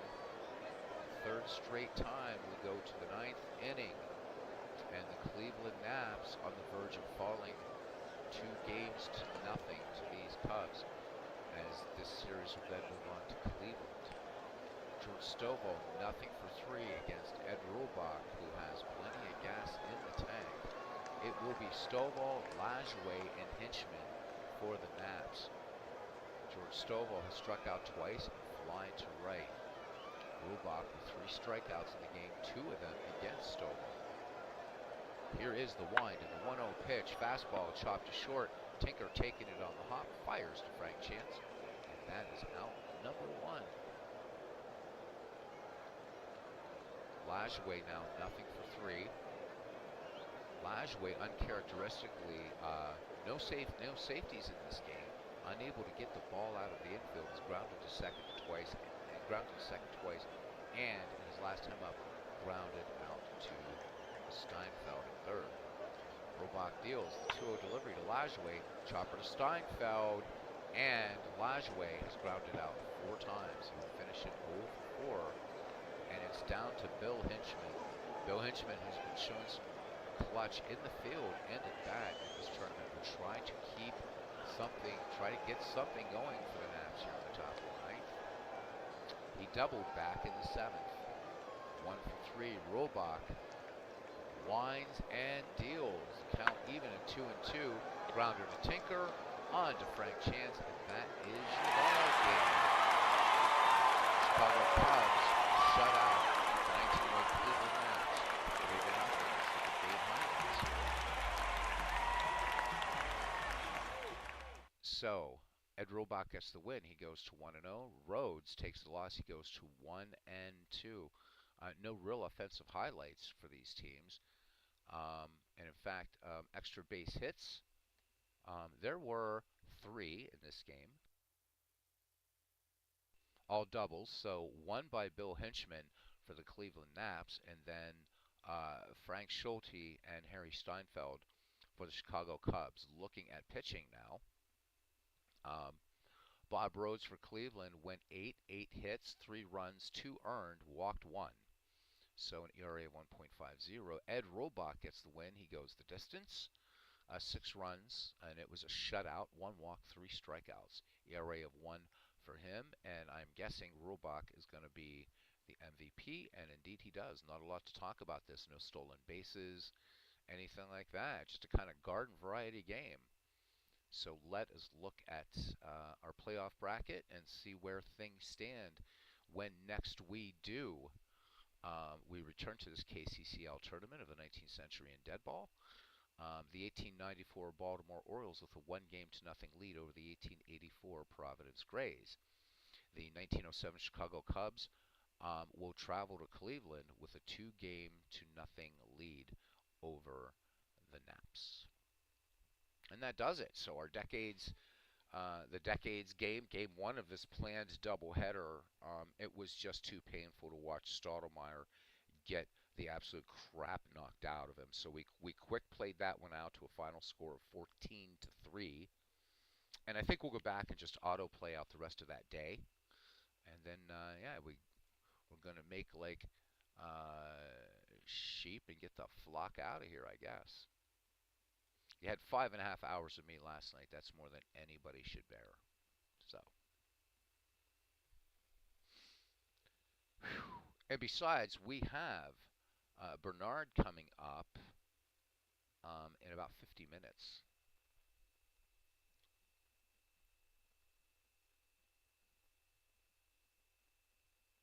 Yeah, right. Joe Murdy says, welcome back, Bernard.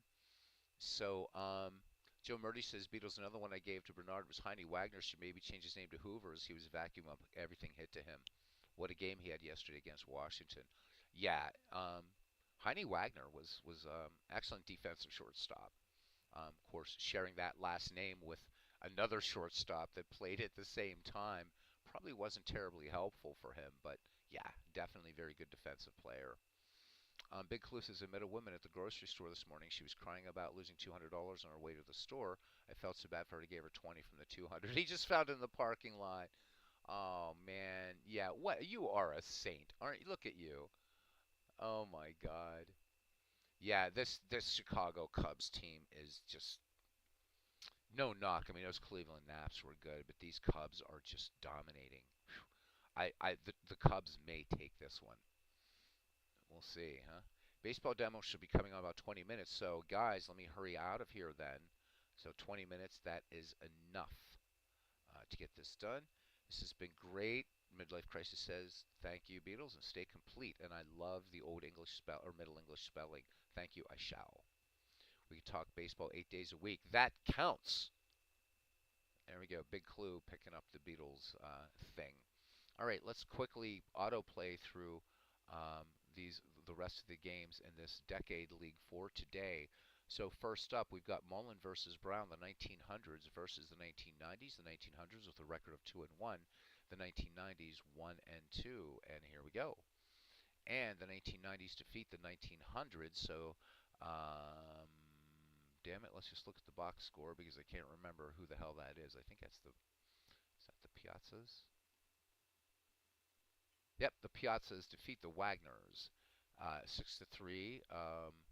So Stone 3 for 4 with a home run, 2 runs batted in for the Wagners. For the Piazzas, Jeff Bagwell 1 for 4 with a homer. Robin Ventura went a perfect 3 for 3, and Robbie Alomar went 3 for 5 with 2 runs batted in. And just looking at the miscellaneous. We're not going to get into any detail here.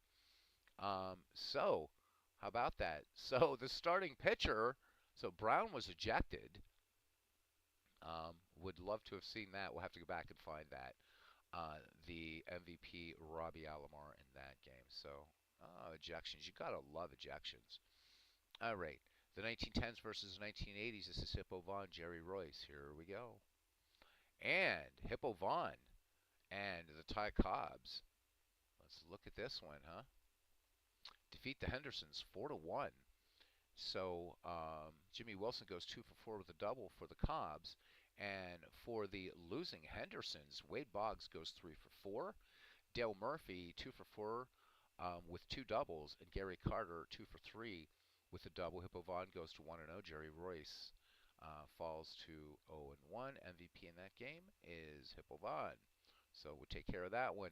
Now it's the Garrigs.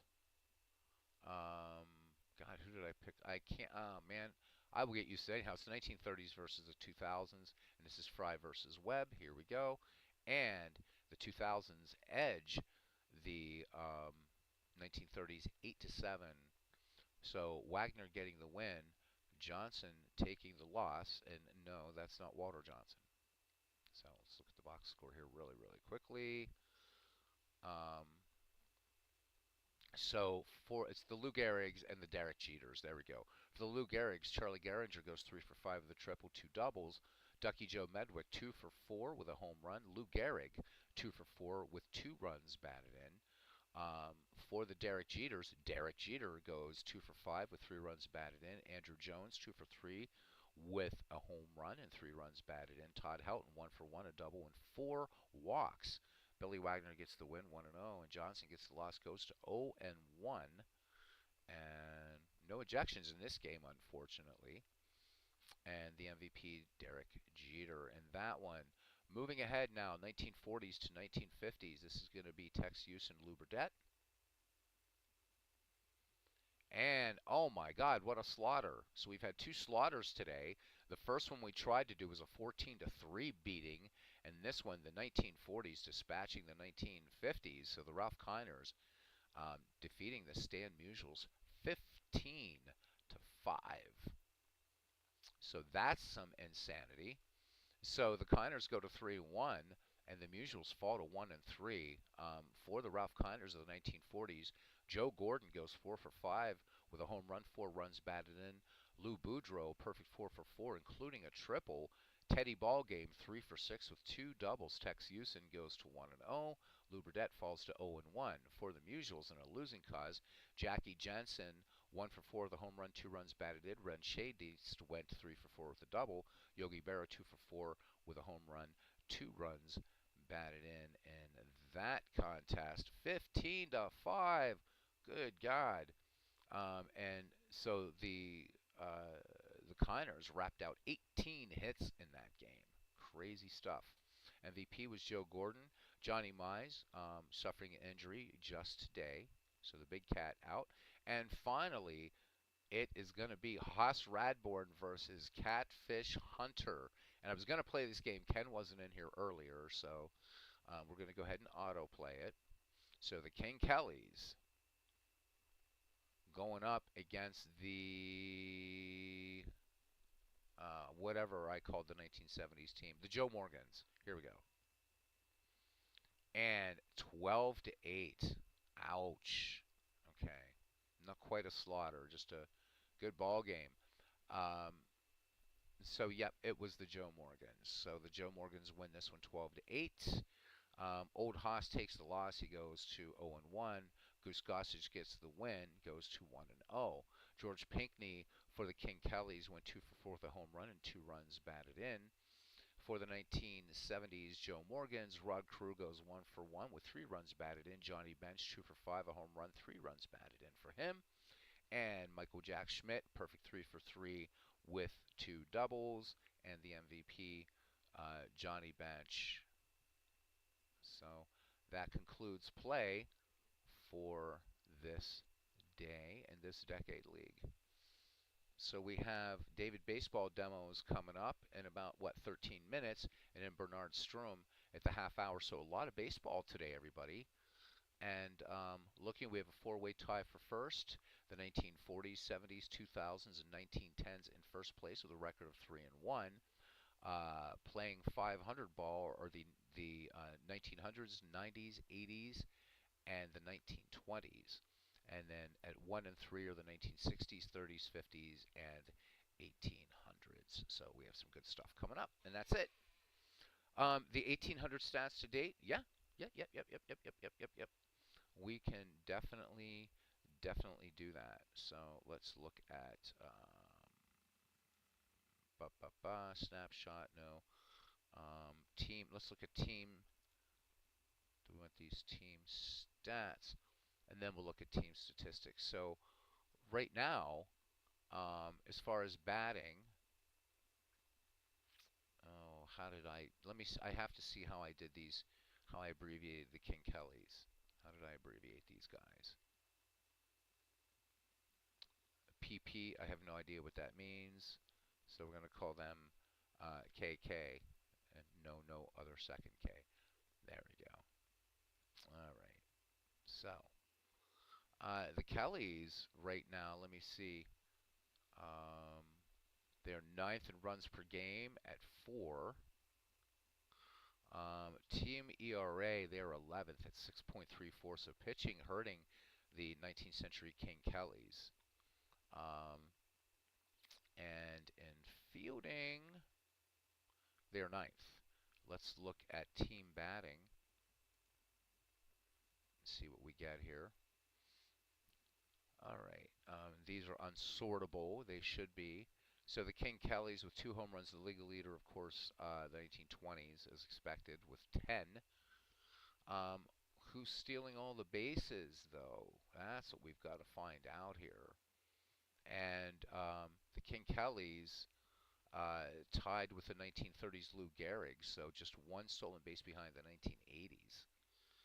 As far as batting average goes, hitting .269, so middle of the pack. They are number 2 in on-base percentage. Slugging, did not expect them to even on there. But on-base plus slugging, number 4. So, yeah, you're welcome, Cousin Ken. We can go deeper, but I don't want to cut into, I know a lot of people want to get to David Baseball Demos and also to Bernard Strom. So I want to thank you guys for coming in. This was a lot of fun today to be able to bring you some baseball. So thank you to Cousin Ken Castro, the heart and soul of this channel, to Big Clue, to Bernard Strom. So today is the 82nd anniversary of Ted Williams' All-Star walk-off home run. Awesome.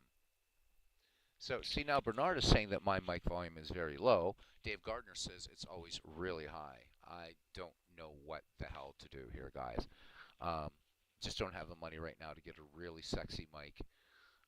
And I don't really want to use one of my mics that I use from music because reasons. Midlife Crisis, thank you very much. Clee baseball fan, and thank you for letting us know about David Baseball Demos. Appreciate that. Joe Murdy in here. Thanks, Joe, for the book suggestions. Dan Burke, thanks for checking in and talking a little bit of retro sheet with us and sharing part of your workday. John DFW, thank you so much and all the work you do on our wonderful Discord. The great Mark Roberts is in here, hanging out for a while. Thank you, Mark. Appreciate you so very much. And Bernard is coming up at 1:30, gentlemen. So do make sure to check it out. And he was the first one in the ballpark today. Just put some sexy panties on the mic. I have to sexy it up. Oh my God. All right, guys, enjoy your day and live it. Live baseball, love baseball, breathe it, eat it, digital it up, roll it up, whatever makes you happy, and watch these great content creators that we have. Until then, next time, see you around the batting cage. Neb McGreevy starts next week, along with Shanks. I'm pretty sure Shanks 3.